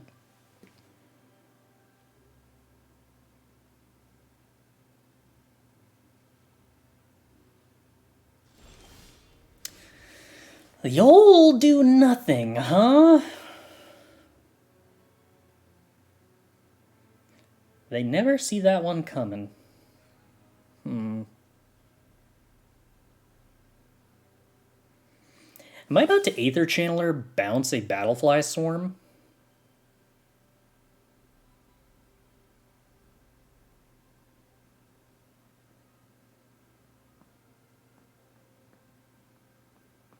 Extinguish, we think?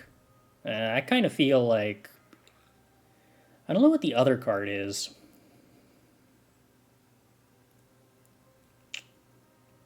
But it kind of feels like they didn't want to play the 5-drop because they're holding up activation for Death Touch on Battlefly Swarm.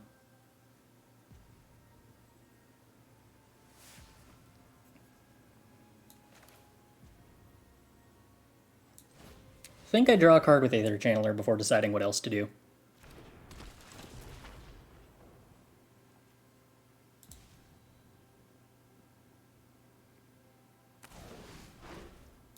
Okay, that gives us Frostfist Strider next turn, so no strong desires to attack this turn. We take 1 damage. I can live with that.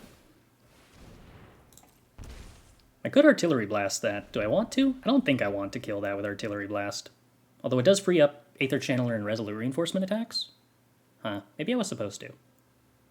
I don't care about the ability, but I kind of care about the body.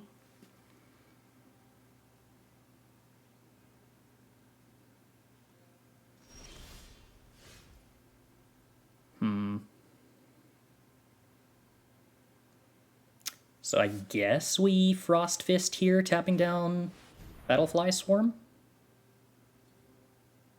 Then attack with Phalanx. Boink. Boink. We can kick Heroic Charge next turn. Seems cool. Okay, so what's the combat trick, opponent? Indestructible Death Touch? Ooh. That is not a fun way to take the 2-for-1, but yeah, sometimes you gotta. Okay, okay. Ooh, 4/4 reach. Okay, okay.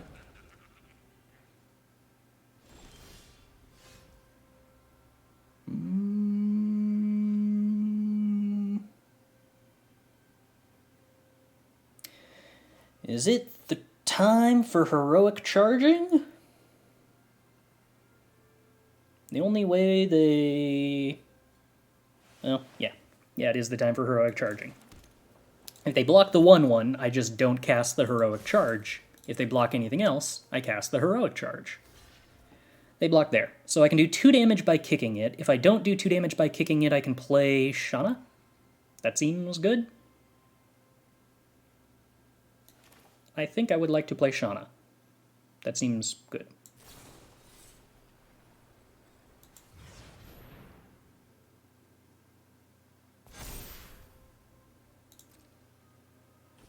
Alternatively, I could Artillery Blast the Battlefly Swarm.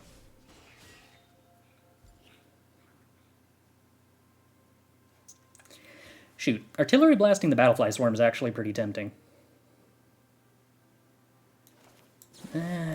Wow, this feels weird.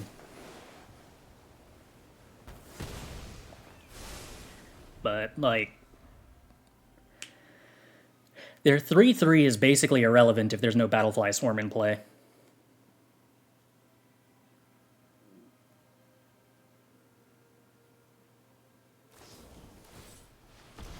Okay. They can spend all of their mana to not kill it. Oh. Yeah. That's fair. Oh dear. Do they just... Only the one? Only the one. Oh no. Oops. Alright, well, if opponent's on an Argosy plan, that makes me want Artillery Blast more. Still kind of not sure on Faith Bonder. Maybe that wasn't supposed to be in the deck in the first place. Do we want the 3rd Artillery Blast? Is that my life? Am I a maximum Artillery Blast gamer? No, I think I'm still on Runic Shot over Artillery Blast.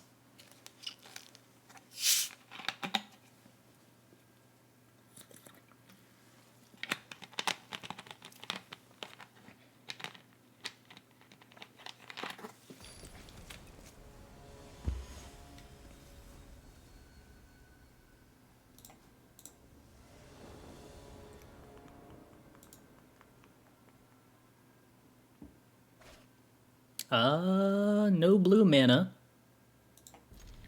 But I've got my blast.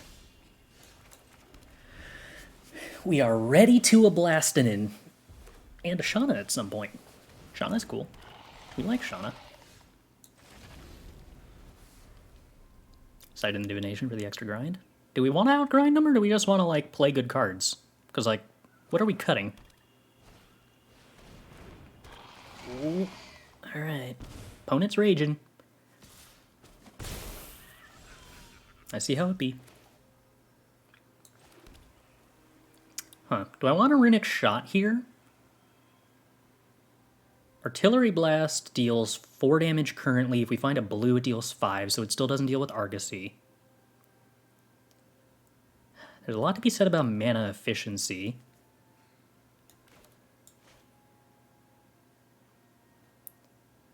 Alright. Let's let them attack. And then we Artillery Blast the Vivisector. I just don't want them to get the Scry until after this draw step in case they're missing lands, which is unlikely considering they just drew a card with Rager, but much more unlikely things have happened. I could also choose to ignore the creatures because hypothetically Argivian Cavalier like trades with one of them, but it'll trade with the other one too. And denying my opponent's Scries seems to have value. And using my mana here when I'm looking at... Oh, why did I think I could play Shauna? I can't play Shauna off this mana. Anyway, using my mana when I'm falling behind on tempo for a number of reasons seems important.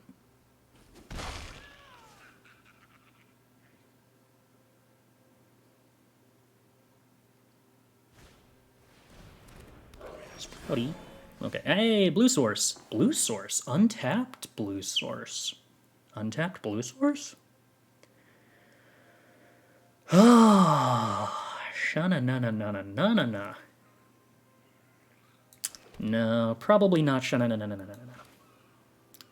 Not now. Later. For now, Cavalier, Runic Shot 2/2 for tempo? Yes. For two reasons. One, tempo. Two, Destroy Evil is an answer to a bigger creature.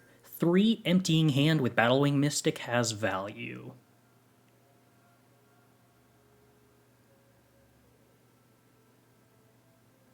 I don't know if I actually buy that, but it's the logic. We're going with it.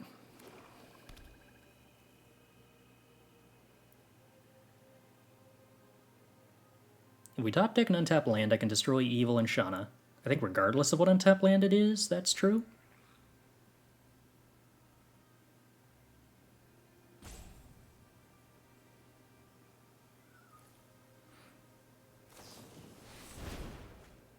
Okay. Cavalier dies. We do not hate this. Untap land. Okay. Sha-na-na-na-na-na-na-na. A lot of cards left in the opponent's hand.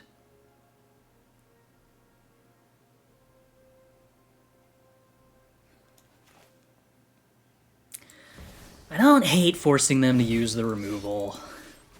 I only mostly hate forcing them to use the removal. Then again, if I played the Vanguard, it's a lot more likely they play a 5-drop this turn. And I want to bait them into playing the 5-drop to make the Destroy Evil castable this turn. So maybe that was a reason to play the Shana over the Charismatic Vanguard.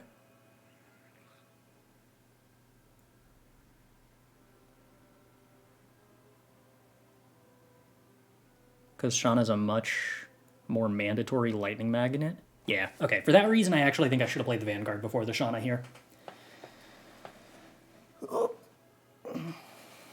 But if they don't have removal and have to play a giant creature, this is the line that has the maximum upside.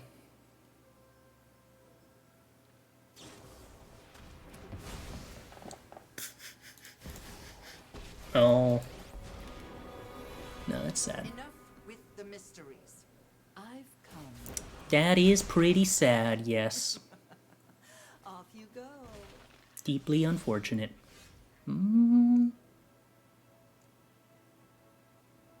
Okay.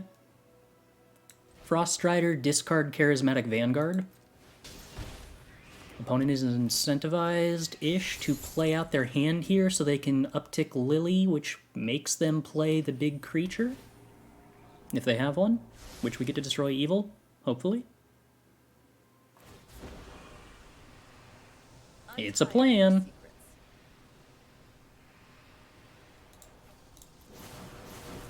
Oh, they had a big creature?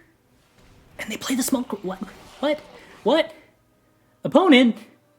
What? What? 8 minus 3 is 5.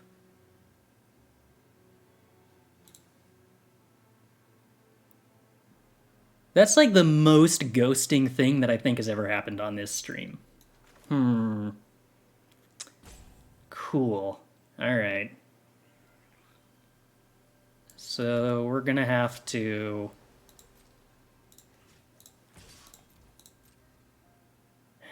play around the opponent knowing our hand. I see.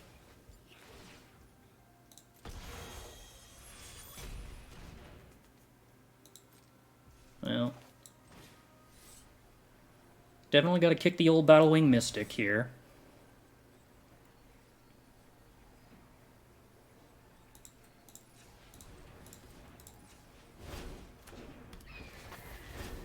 Why make that play if we're sniping? Because playing the 4/6 would die to the Destroy Evil I had in my hand. On their turn, and allow me to kill the Liliana.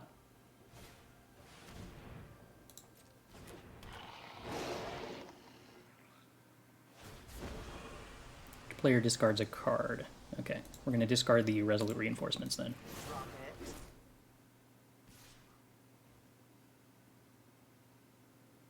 Trade off, bounce Defiler, kill Lily? Yeah, because I don't want the opponent being able to loot with that. Couldn't they play both? They could not play both. Yeah, because they have to pay 1 to make a green.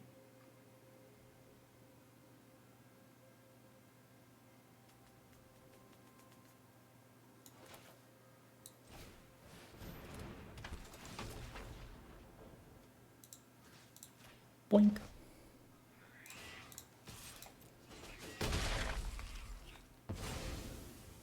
Fine. I'll take my zombies and leave.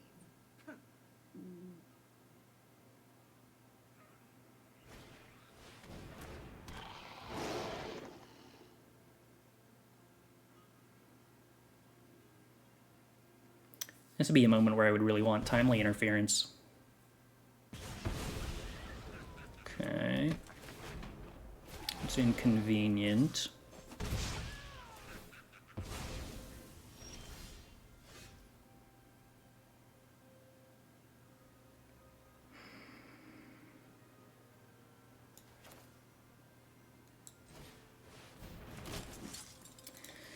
So we're going to take some pokes from the Defiler of Instinct for the time being.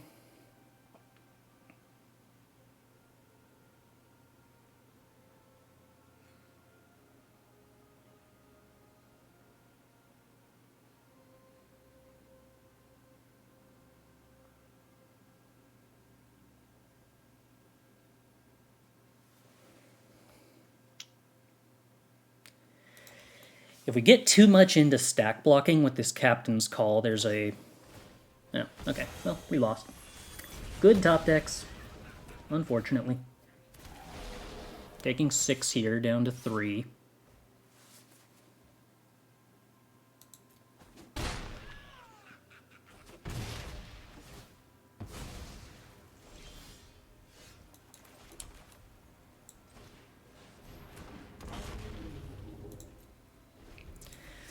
And now we're chump blocking Defiler of Instincts for a bit.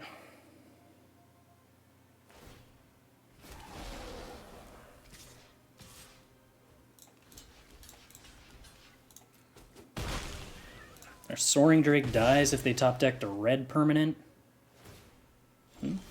Lucky there. Okay, Tolarian guys are good top decks. Like to see it. Make happy.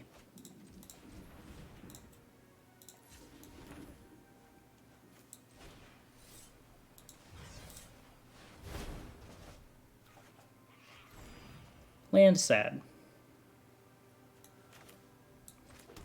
Can't really attack.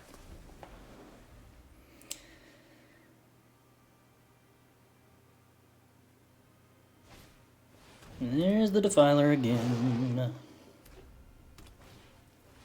Yes. Soul Tender's inconvenient. Weatherlight completed. Gross.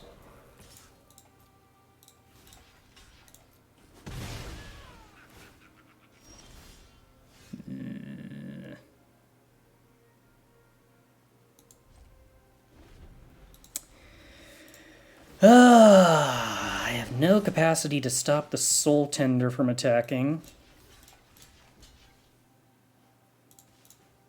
Is taking 3... Yeah, taking 3 is preferable to giving them the Soul Tender activation.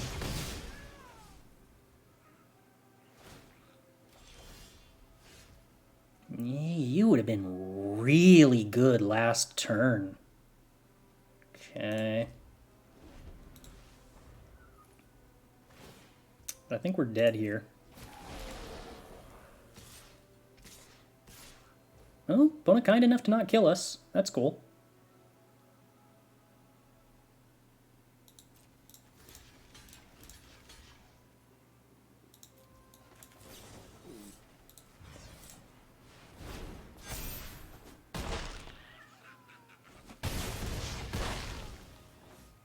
So 4 creatures dead currently. And now they get to get back the Defiler. but they can't cast it this turn without an untapped land. Blight Pile. Alright. Problem. Artillery Blast. Nope. Okay. Cool. Yeah. The opponent definitely managed to swing that game with a singles turn's worth of highly suspicious play. Alright. Unfortunately, team. Let's see. What are we doing here? Image. Add source. Add source. Wonk.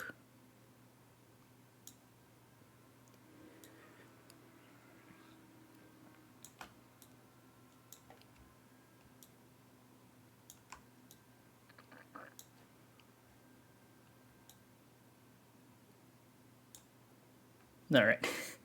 Unfortunately, that's going to be our next couple of minutes.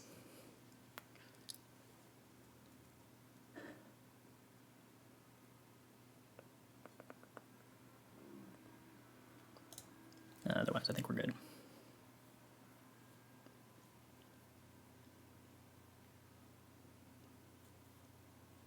I'm going to have trouble not automatically narrating exactly what's in my hand out of the divination. I don't think I want the divination.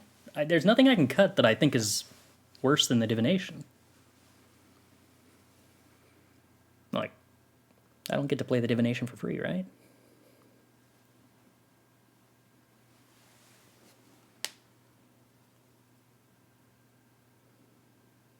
Divination is a pretty high win rate in situations where you can kick it, yeah. But we're not playing a deck with access to black easily.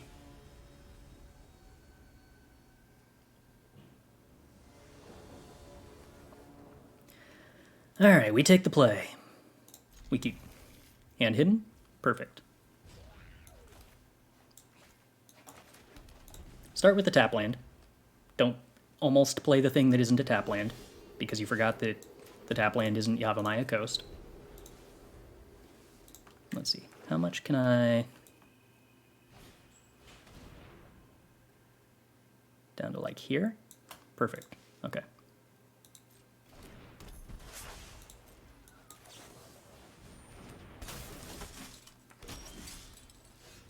I mean, that's kind of tempting. Okay. We play Shauna on curve. What happened? Someone sniping? Yeah. Alright, opponent. Do you have on curve answer to Shauna? Yeah, you can see the draws, but at least that's tougher for him. Disable untapped. Good call. Good call.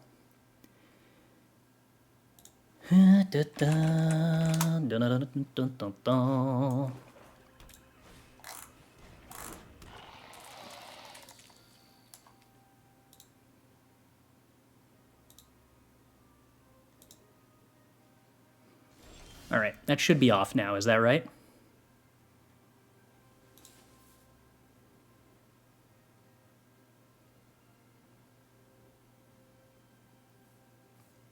Cool. Cool, cool, cool.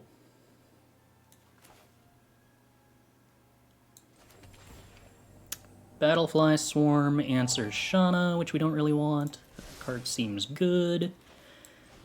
This card also seems pretty reasonable.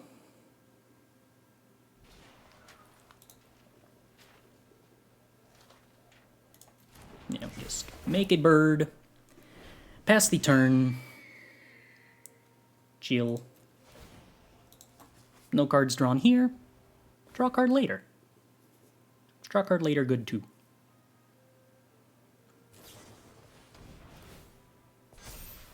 Opponent pumps their infantry.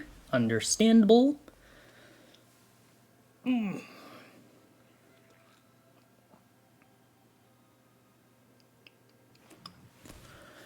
Alright, opponent, what you got for me?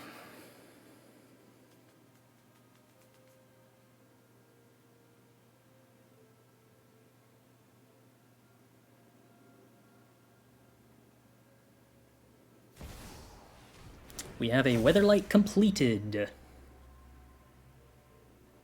No crew cost. We have a Blight pile. We have no black mana available, you say? Intriguing. Very intriguing.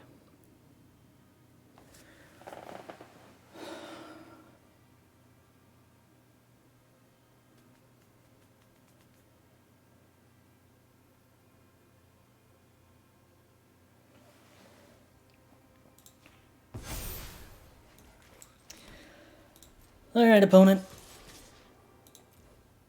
Your decision.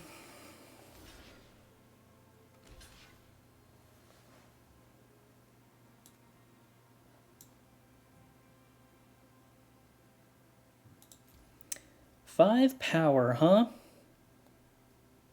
Oh. This is the saddest strength of the coalition of my life, because I don't think I'm supposed to kick it. Well... So if we play it for 1 mana on Shauna, I kill both of their creatures and draw 4. Instead of drawing 4, I could draw 1 and put a +1/+1 counter on every one of my creatures. Which is also cool.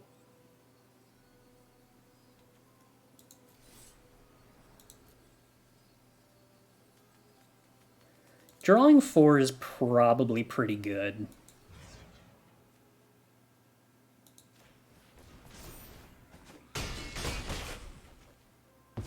Probably.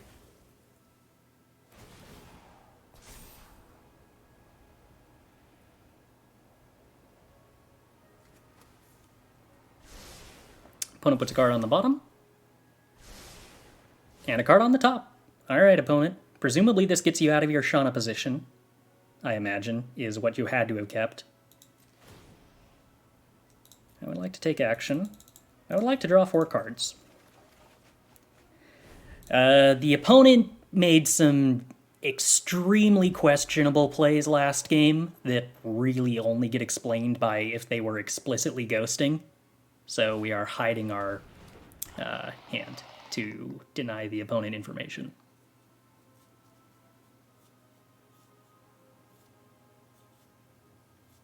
It's possible they just made some weird plays that didn't make any sense whatsoever, or it's possible that they guessed what card was in my hand from the way I was playing earlier, but... I don't know. Me suspect. So they kept a card on top, they already had the Battlefly Swarm, which kind of implies they kept a removal spell for Shauna.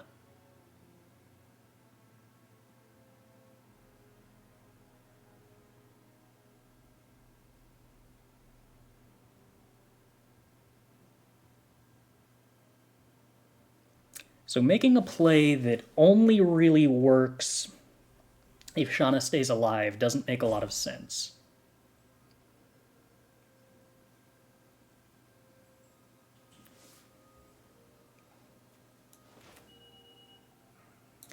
So I think what I do is this.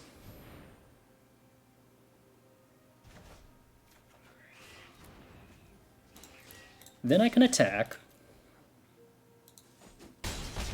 And if the opponent chooses not to do anything, we pass to the end of turn, and as long as we make it to the end of turn, we get this trigger to draw 3. And now I just don't know what the opponent decided to keep in hand. But we're going to discard these 2 lands, because discarding lands sounds like a good idea. In the interest of having cards that do things, specifically. Oh no, a Battlefly Swarm! Whatever will I do?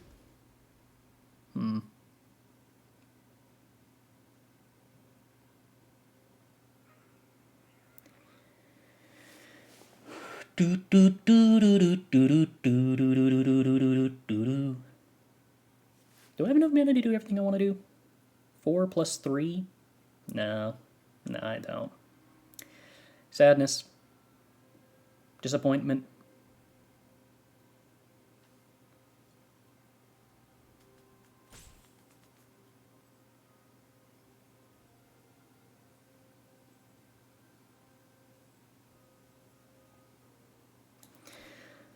Alright, well, instead of doing everything that I want to do,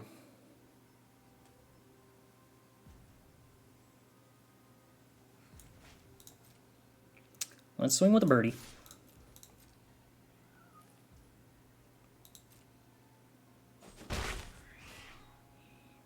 The Destroy Evil line was the very sus line, but yeah, choosing to put a 2-1 into play instead of a 4-6 is not usually a play you would want to make.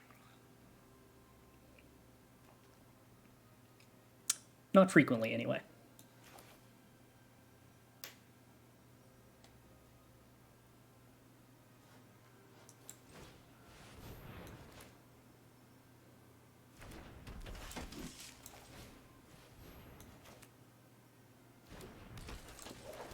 There have not been any further developments since, no.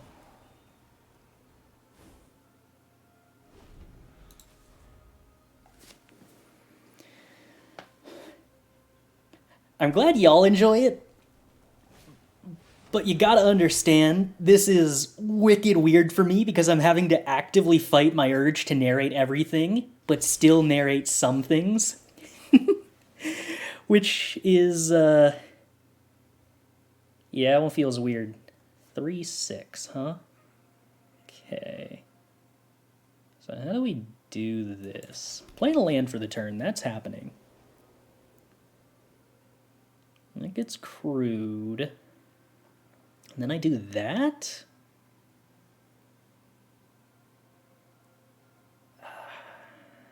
It's still not quite good enough.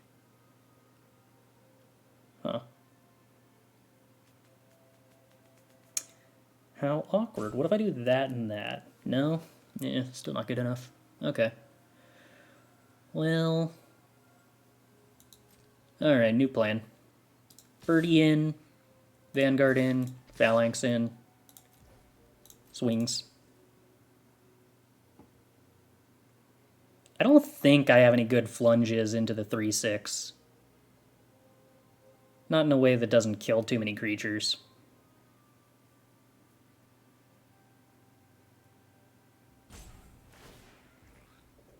Argosy? Crude. Okay. Alright, so how do you want to block knowing I have the Vanguard activation on board, opponent?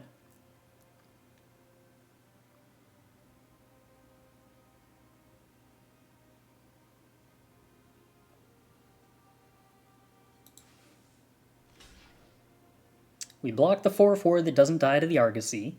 Interesting maneuvers. We block the 3-2 with the 2-2, and we block with the Blight Pile. I see. I see. Now, I would generally rather kill the Blight Pile because it's got the better stats. Or at least what I would refer to typically as the better stats. So then, if I activate Vanguard, nothing changes.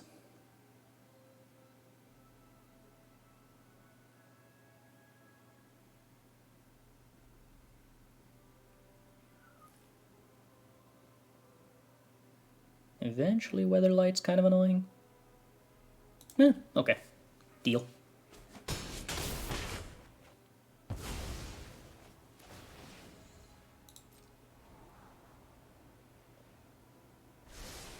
Scry 1 on the bottom.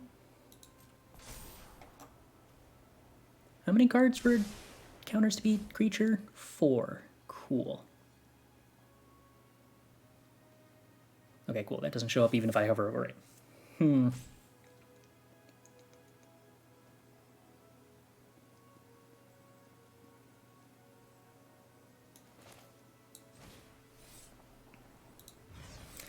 We finally get rid of the pesky Battlefly Swarm that has Death Touch, because they used it to crew the Argosy.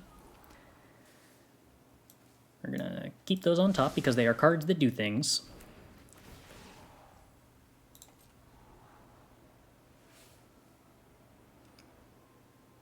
Opponent scries more.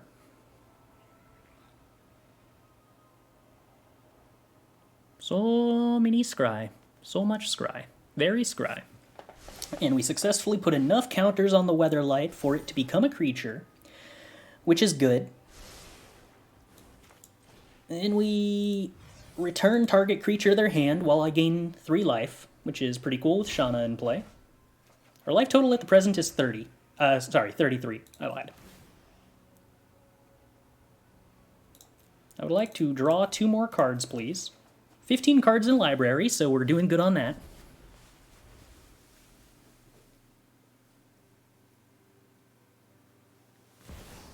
Six cards in hand. Lagomos. Much less scary when we have a pile of 4/4s.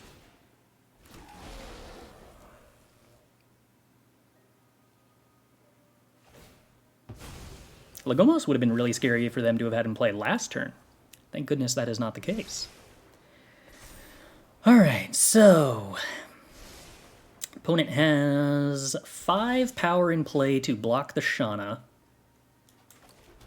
That would be concerning, if I was concerned. Alright, opponent, you figure out the math. I'm plunging.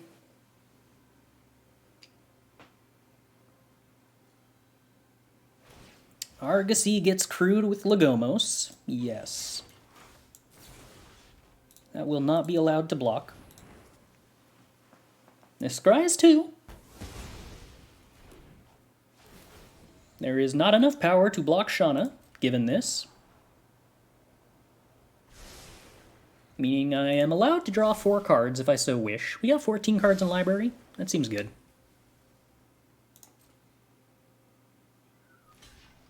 Jumpity block. Let's see. Opponent taking 8. I had lethal and forgot about it. Oh no, I'm going to have to draw 4 cards instead of lethal. Whoops. So are we pronouncing Argosy on that way on purpose? It's just the name of the card. What, do you want me to say, like, Argosy? That doesn't sound right.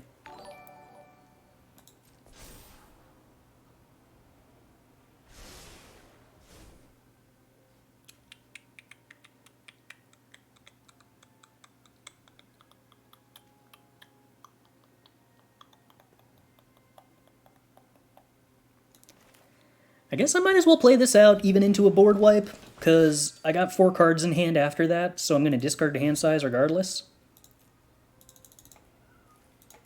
I would like to draw 4 more cards, and then we're going to discard this here tap land.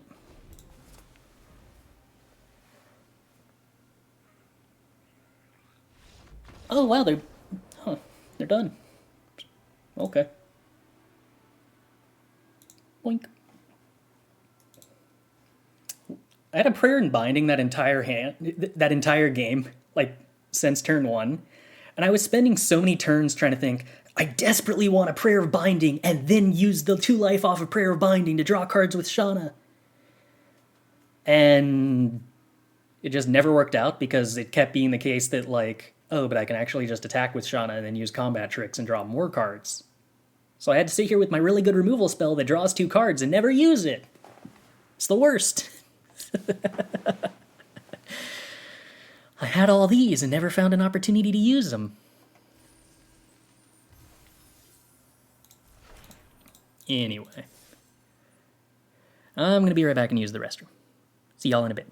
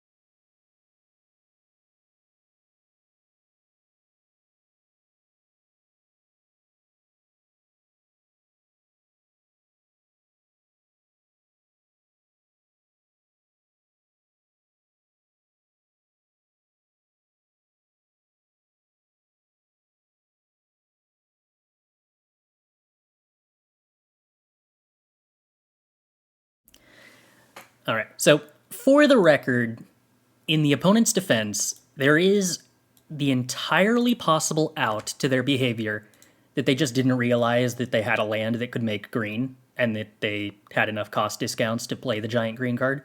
They may have discarded it thinking that they couldn't play it. That is a completely viable, possible reason for their strange choice. Could just be an authentic mistake.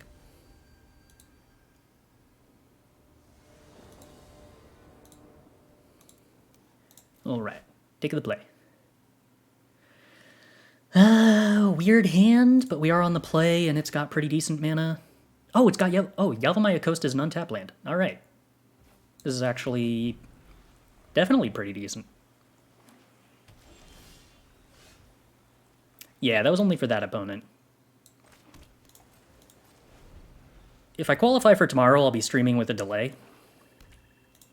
But at least for today, we're doing this casual and fun. Oh, yay, good catch. Thank you. Twitch extension should now be reintegrated.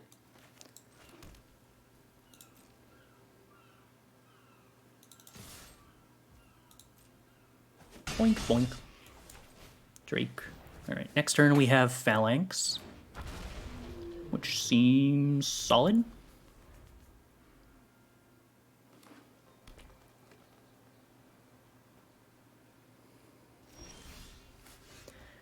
Alright, I don't know what to expect out of my opponent combat trick-wise here, given that they've spent a long time not doing anything while playing untapped lands, but I am going to default to assuming that they will kill something eventually, and I should play my creature now so I'm not stuck with the capacity to do literally nothing. Bonk, bonk, bonk. Okay, it is possible my opponent has a bunch of colors of mana and untapped lands and just does not play any spells, and then discards to hand size, implying they also don't have lands or spells.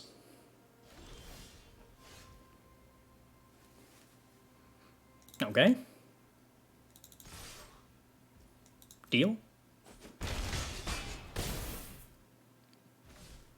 3 land types. Guess I'm just not going to play anything? I'm going to hold up all my protection spells in case they try to board wipe me, which seems like it's the implication here.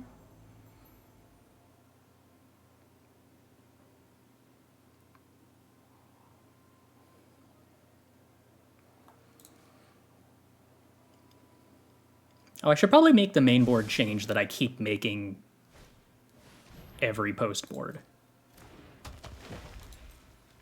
Okay, so block, block. Well, this mostly seems like lethal to me. Whoa, whoa, whoa, whoa, whoa, auto-tapper. Auto-tapper?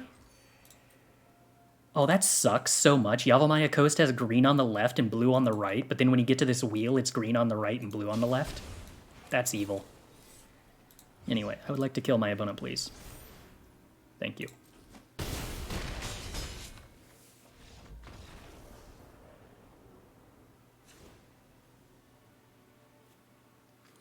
Alright, so we cut the Faith Bonder, play Artillery Blast.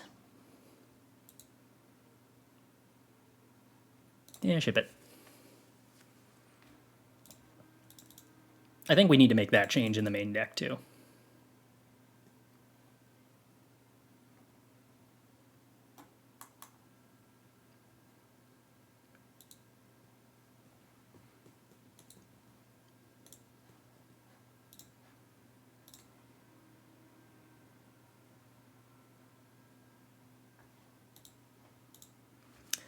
This is the second attempt on the play-in.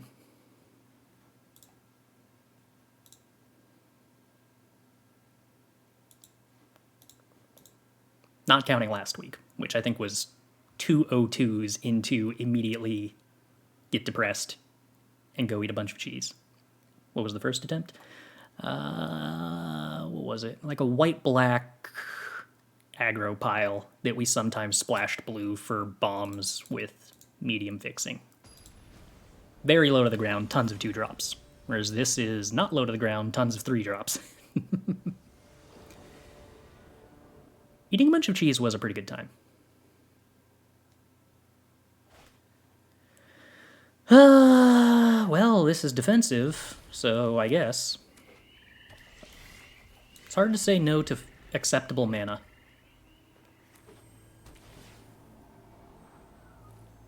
Then again, given my opponent did nothing last game, maybe I should assume that they are very late game dirtily. And that I should be scared of hands that don't do anything as a result. I don't know. Maybe that's reasonable. Maybe it's not. Oh. That's a magic card. You do a thing. Okay. Magic card successful.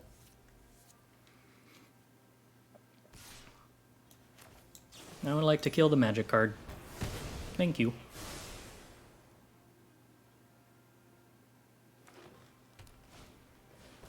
Tatiova. Very well. I would like to bounce the thing and gain life. I feel like bouncing a 3-drop is generally better than bouncing a 2-drop because it's easier for them to replay the 2-drop than the 3-drop. I don't know. Felt like it was worth waiting on that geyser, though. Oh, alright. Opponent's going big dirtles, which means the Tolarian geyser kind of got its value, but the Tatiova's scary now. Not super excited about that. Opponent's going to get some 3/3 value out of it, and has domain enabled. And scries a lot. Alright, we're going to call that a problem. Mostly because it's a problem. Alright, hello Frostfist Strider. I need a 4/4 on board, and you look a lot like a 4/4 right now.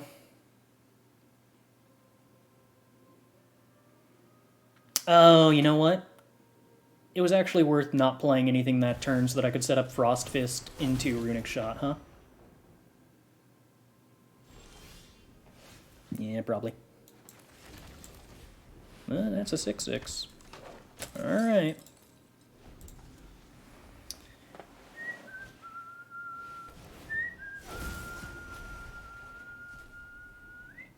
Okay, well, it's good to know that that's whiffing. What's their entire deck, by the way? I would like to see their entire deck. No, no, no, no, no, no, no, no, no, let me see it again. Oh. Okay.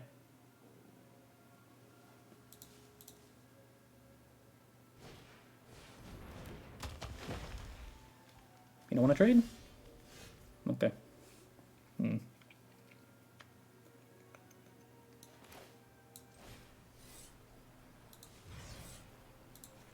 Well, we're going to gain more life. The flooding's a bit of a problem.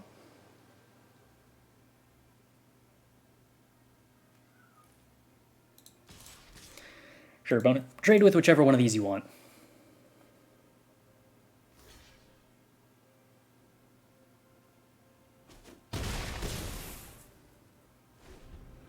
The one with ward over the one with vigilance, huh? Okay, interesting. I'm a little horrified by the implication that none of their hand is lands that last turn gave.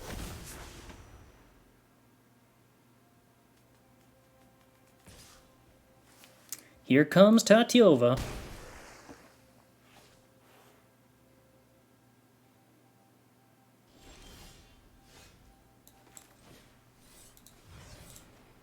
Empty to kill Tatiova?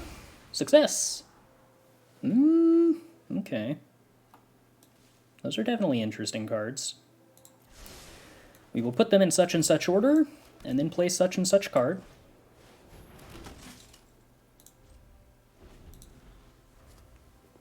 Oh, I shouldn't have played that to bait them into attacking with the Joda. Not so that anything particular could happen, but so that the Joda would be tapped. Am I new to Magic? Somewhat. Somewhat. I definitely think I have a long way to go before I would consider myself good at Magic. But I think I'm getting better. Yeah, we might have been able to bluff attack into Joda. That's a possibility. Okay, so the opponent's definitely very into the late game here, which somewhat determines the kind of hands we're allowed to keep. Oh, no, no, no, no, no, no, no, no, no, no. Yeah. Okay.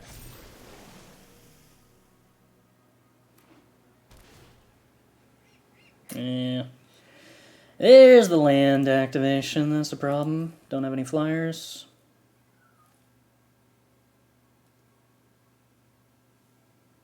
How long have I played for? Let's see. I started in 2015, so about 7 years or so.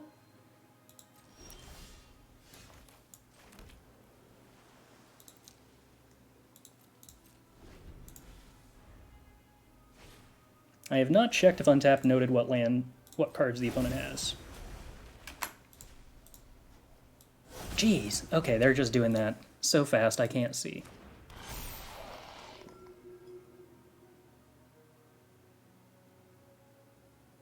Okay, Bunny, you can attack with a Joda, right?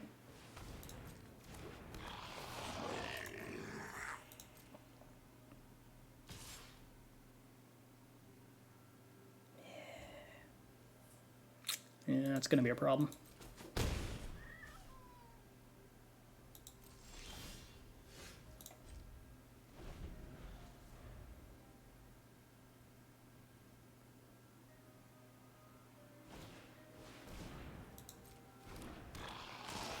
Every land the opponent finds at this point is kind of an issue. If I can't find a way to remove that Tatyova soon, we're gonna lose this pretty hard.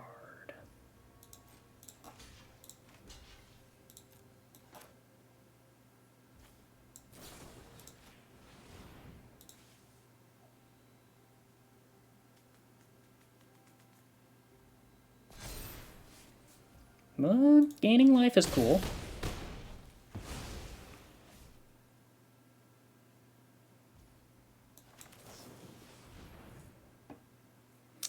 This is not inherently unwinnable.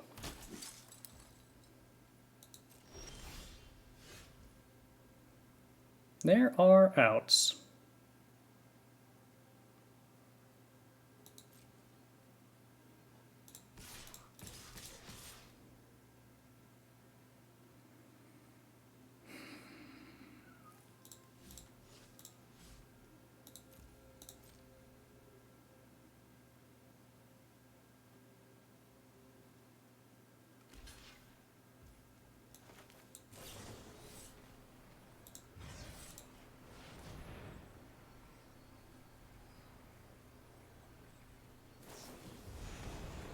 Okay. What outs do we have? Well, for starters, the opponent's Joda dying and my board getting twice as big.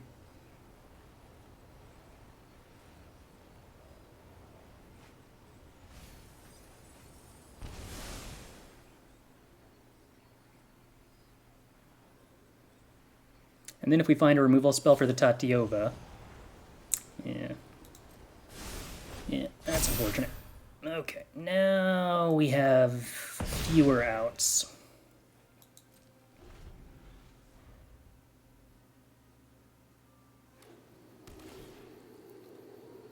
They didn't just jump block with the Splatter Goblin, presumably because they wanted to eat my creature.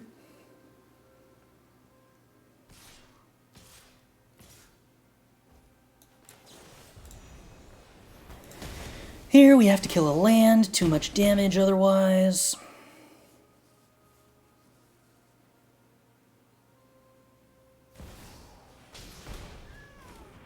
Okay. Okay. Now we are dead. That is certainly much too many lands. But... let's see. Take that, go to Arena, untapped, return to sideboard. So Artillery Blast is less interesting if the opponent's a deck that's not interested in attacking.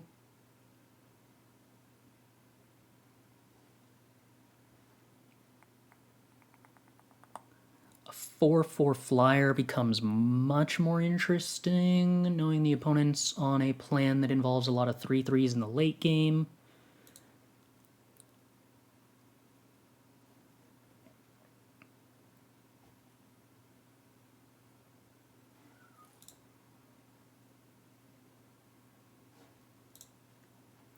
Can we do anything with Vesuvan Duplomancy? Probably not.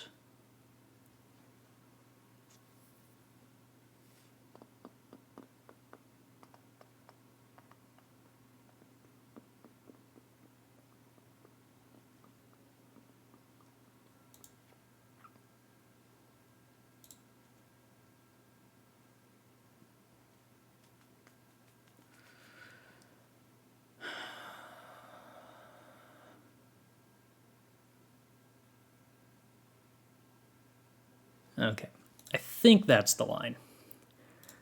Arena, can I look at the log of what cards my opponent revealed on Untapped?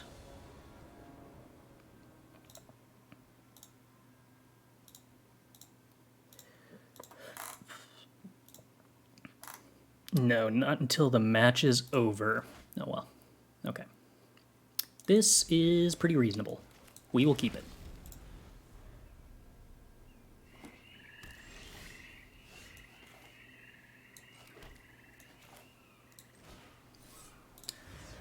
I am willing to play the 2-1 flyer on 2 in the interest of being aggressive. Considering aggressive is what killed them in Game 1, and I have every reason to believe that will continue to be the case in Game 2.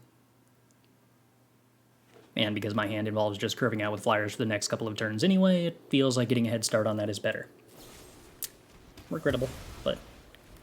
Cut down would have killed any creature anyway. Alright, we'll lead on Cavalier. Hope they don't have a 3-drop. We didn't see a lot of 3-drops, so this should be not horribly wrong. Okay, a 3-drop that they don't actually want to block with is fine.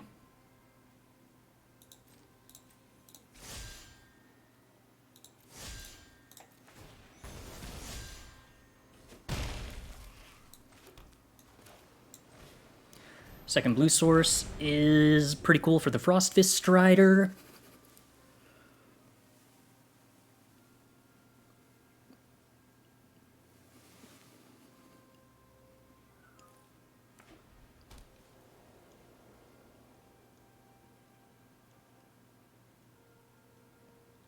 Best draw would be an untap land so that we can develop our board and attack with everything at the same time. Shauna, that's going to be an issue.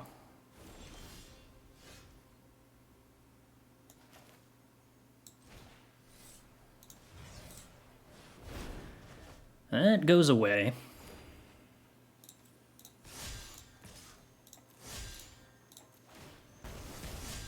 Attack and see how the opponent does. Trades off a creature. We can live with that. Joda. Yeah, that's an issue.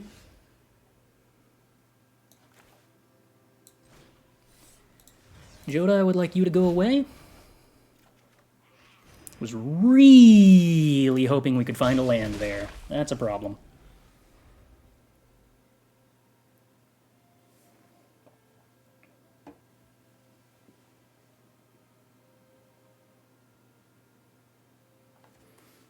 Frostfist Stridering the Joda feels pretty important right about now.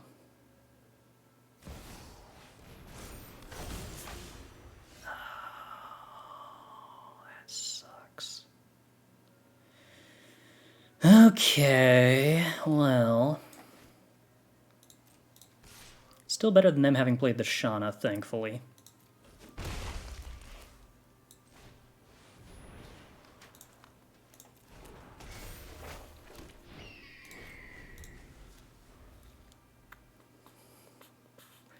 We have a lot of power in the air.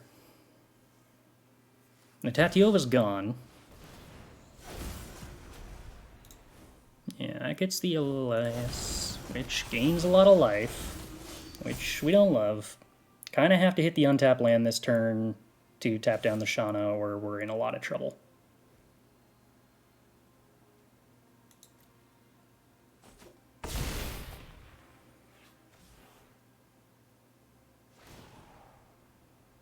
Oh, because of the Ellis? Oh, that's so stupid.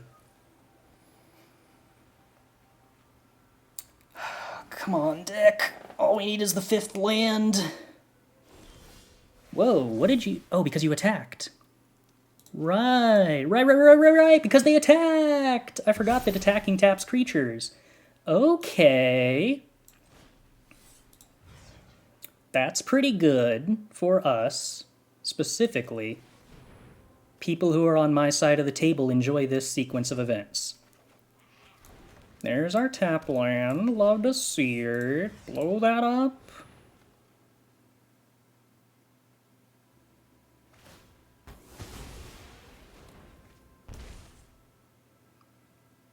Hit the opponent for 5, which probably scares them out of attacking with the Ellis next turn. But they go up to 7 and get to draw a card.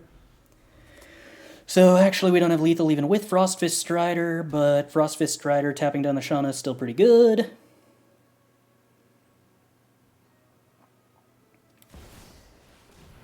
They're running Recursion, but Joda with Recursion alone isn't actually all that scary.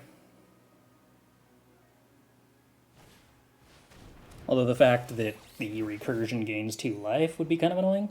Oh, okay. So scrying 2, desperately trying to find answers to flyers. This we dig. Oh, it also lets them attack for 2. That's fair. But no card draw as a result. And we get to be on team continue tapping down the lifelinker while swinging in the air. Alright, opponent!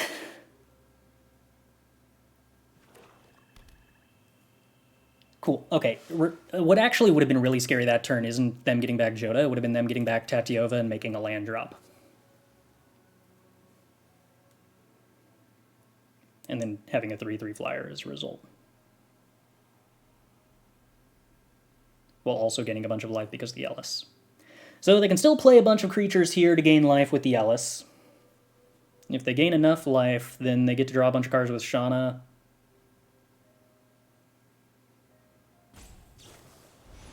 Shadow Prophecy. Okay. Down to 1. That looks a lot of cards deep, but definitely makes their life harder.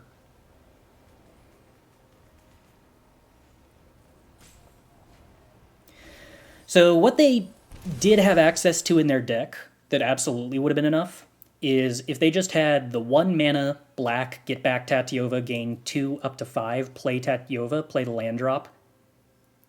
Ellis triggers on Tatyova up to 6. Have the 3/3 flyer. And then just pass to the end of turn and like draw, what would that have been? 1, 3, draw 2 with Shauna.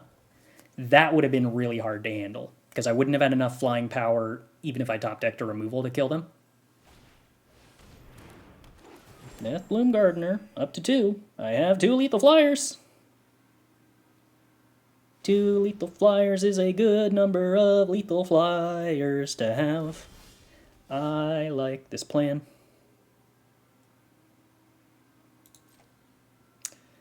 Alright, no flash flying 1 mana blockers, please.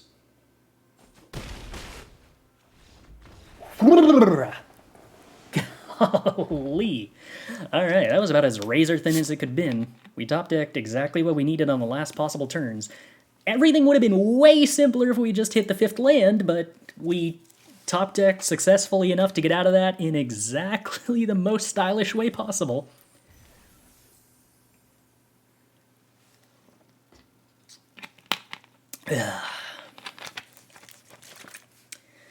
Goodiness, goodiness, goodiness. Let's go ahead and make that change now. Card that I still don't know what it does. Out, Artillery Blast, in. Record 3-0. Shaboom. Alright. Let's go.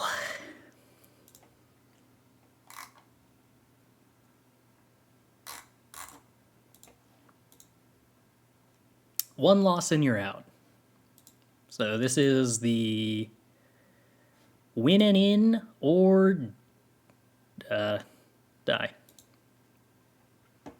Let's see. Does untap? No, untap does not see cards that are revealed into exile. Only cards that are revealed into being played. Interesting. How many runs does it usually take to hit 4-0? It depends on your win rate. I mean, like, literally, it's a function of your average win rate, right? Okay. Keep this. Breeding Grove turn 1. Choose between Island or Tangled Islet turn 2. Do we play the Battling Mystic on 2? Probably not. I mean, you personally? I don't know, it's a function of my win rate, too. Ew, Beast Collars. Horrifying. Okay. At least we can eventually reset that with Aether Channeler. But it's a good 2-drop.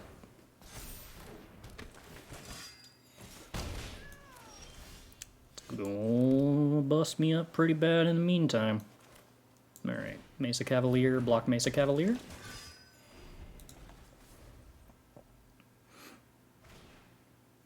Ugh. Walking Bulwark is such a powerful beater. Okay, green-white defenders. Spooky. Card draw? Not a land drop. A land drop. Love to see it. Okay. We're hanging in there. Deck is functional. Opponent misses a land drop. I would also consider this to be hanging in there. Okay, let's pass. I would like to incentivize my opponent to try to play creatures to pump the Beast Caller if possible.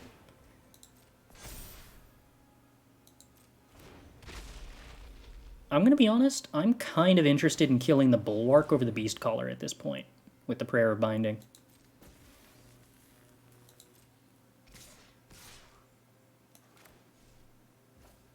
I don't know why they don't want to attack with the Beast Caller, but yeah.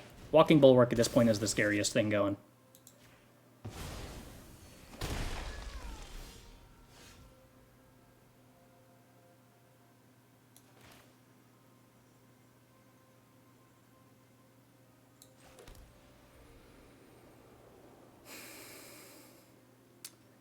I could Aether Channeler bouncing the Beast Caller, but I can also eventually destroy Evil that.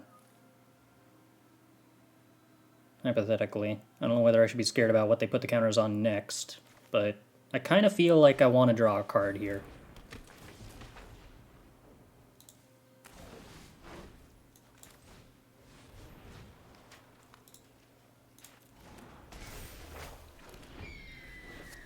Okay. Yeah, Charismatic Vanguard is something they can put the counters on, which isn't ideal.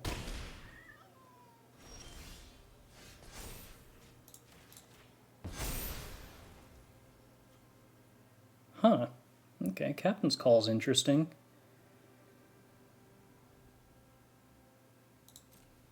I gotta feel like if I attack here, they probably don't block, but if they do block with the Vanguard, that just lets me blow up the Beast Caller. Okay, yes, they agree they do not block.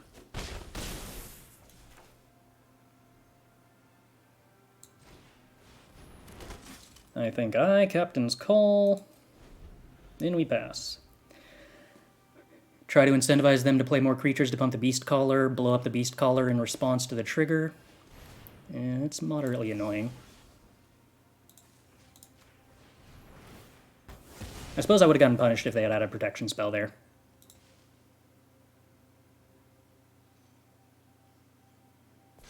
Distribute? Oh, I had no idea. Huh, okay. That's kind of annoying. But, I mean, we do have a flyer still.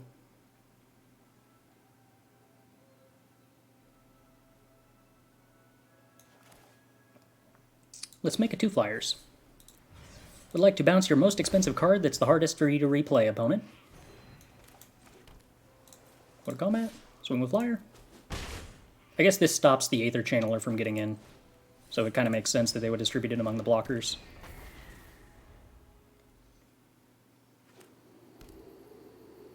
Oh, okay. Opponent on a bunch of different colors of mana.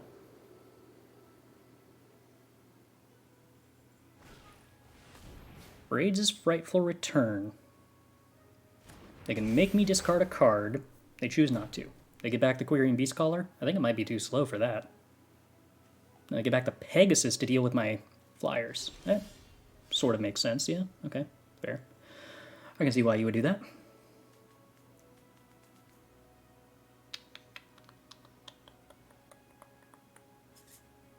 I'm not terribly impressed by the idea of heroic charge here, to be entirely honest.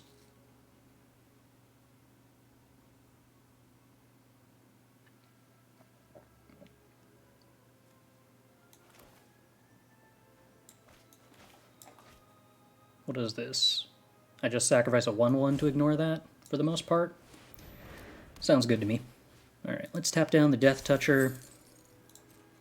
Go to combat, swing in the air. Could sacrifice 2 1/1s to push through 4 damage, or more likely to push through... sacrifice 1 1/1 to push through 2 damage? That seems incorrect.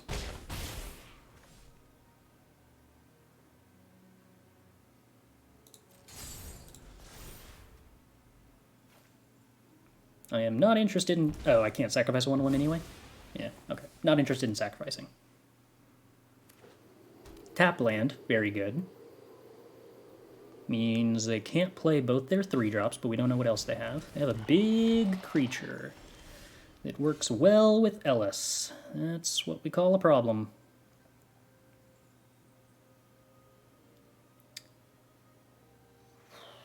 How close are we to dead?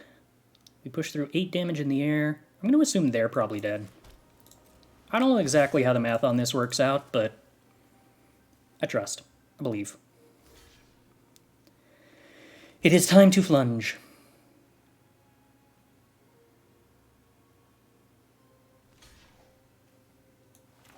No red. Can't give trample. Very sad.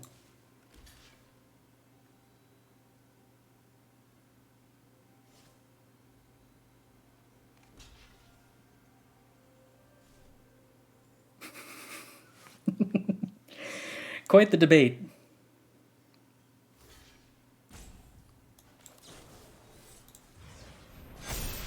Arena seems to think this was lethal.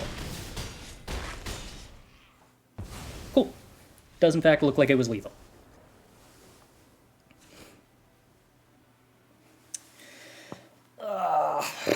Vigilance, huh? That does make Artillery Blast look a little worse, but, I mean, there are other creatures that are worth killing at the same time.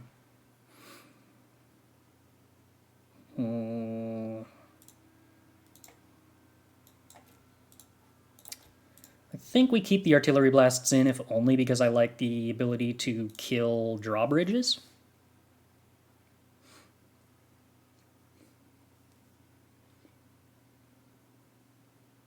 I don't think that warrants playing the third one, though.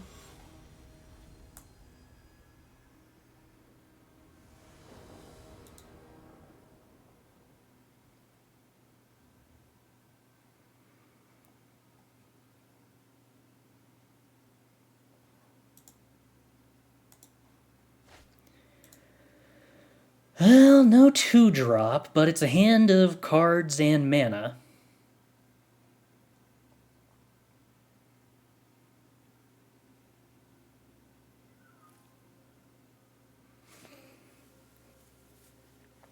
And I do like cards and mana.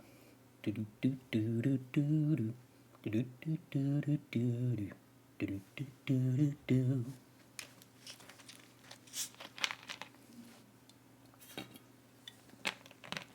Opponent on 1 mulligan.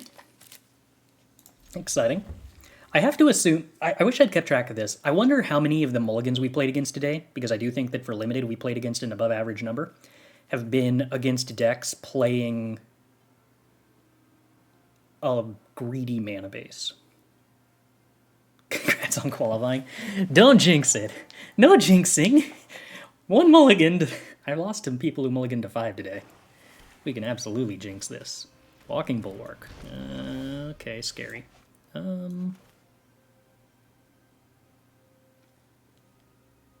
guess my mana base literally doesn't matter at the moment which of these I play first. Captain Albert, thanks for the resub. I continue to appreciate the support. Okay, 3 damage at the cost of the opponent not actually playing anything this turn. Sure.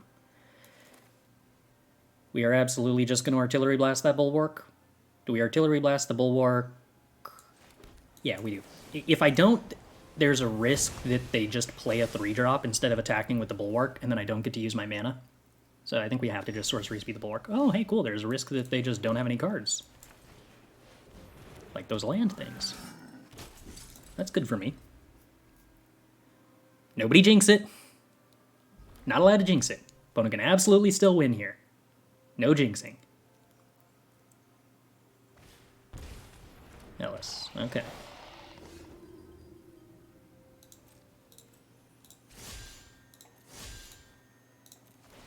Attack for 3. Opponent no block. Understandable. I would like to play my very good aggressive bird card.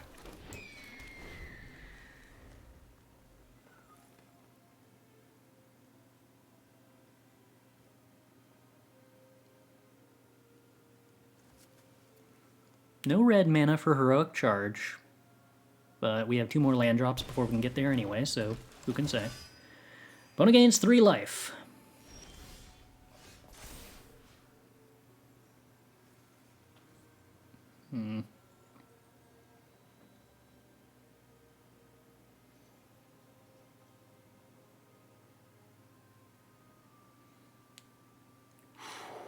So I could bounce the Ellis. Am I supposed to prayer the Cavalier?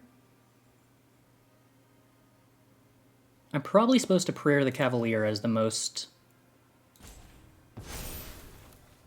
tempo efficient use of my mana, so that they can't kill my flyer.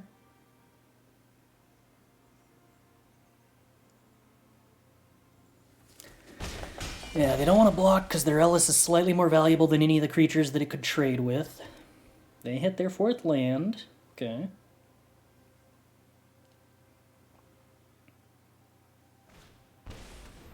Oh god, my opponent's deck is so good. I'm getting so lucky. Oh dear. Oh dearie, dear, dear. Alright, Ellis attacks. Cool. Well, I think I probably want a Heroic Charge this turn if the opponent blocks with the Chaplain, because I do not want to let that stay in play.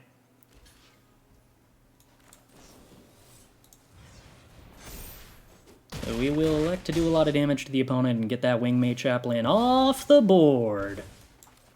Off the board. No on the board.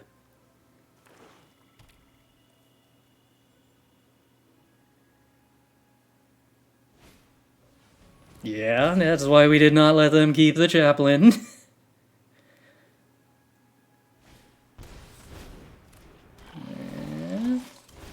What do you sacrifice here? The bird?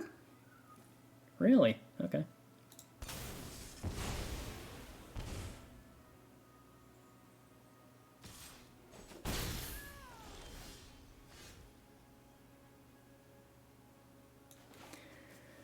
Okay, we Frostfist Strider, we get rid of the drawbridge, we force the chump, we deny them the ability to tap down our bird next turn. Next turn we put them to 2 while playing the Cavalier. I can also bounce the Ellis to deny them the Death Touch blocker on the Frostfist Strider. Kicked again, kicked again. They're sacking the Sleeper. They're going... No, they already gained life.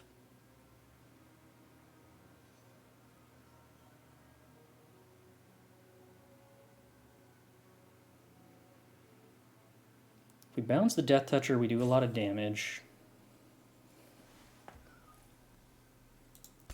Scary as it is to get rid of the Flyer, I think I would rather bounce the Ellis and swing for 4 here.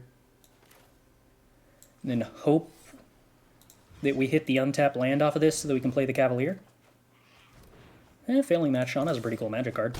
Alright, put it down to 4.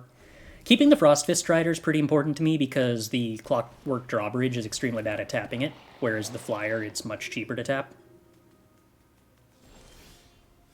Like, say, for example, right here, where they cannot tap down the Frostfist Strider, and as a result will have to chump block the Frostfist Strider. So now we are going to bounce the Death Toucher again.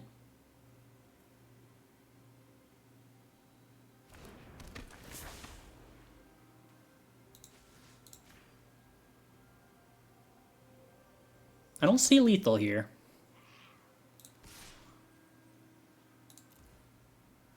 Can't artillery blast the creature unless it's tapped.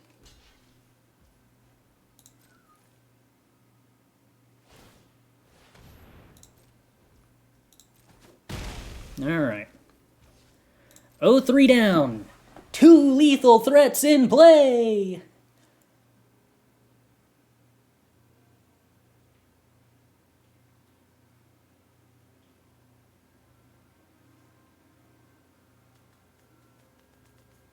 mean, they can definitely just play Ellis plus another creature and be alive. Oh, that's true. They can't use Thran Portal to do it, so it has to be less mana than that. That doesn't look like a thing that does anything.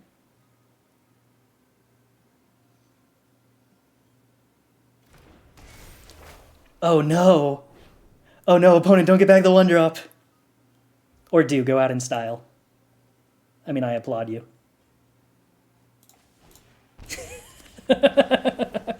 Okay, Thran Portal is awful. Once again, yeah, that is turning out to be the case in this particular instance. Opponent absolutely would have been not only alive, but like almost not stabilizing. They would have had to trade the Ellis with the Frost Fist, but like if that had been in Plains, they would have been alive. Alright, well folks, that's the stream. Let's find somebody to host as I go eat pizza and then fall asleep and try to wake up very early tomorrow for the stream of... Let's actually find out when this is.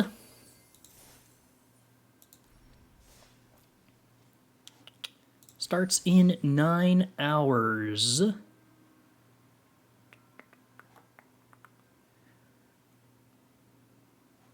So 7 a.m. about 7 a.m.-ish my time. Looks like it will be the plan. It looks like Darkest Mage is playing the Qualifier. So we will head over there. What format's the tournament in? It is also sealed, just like today.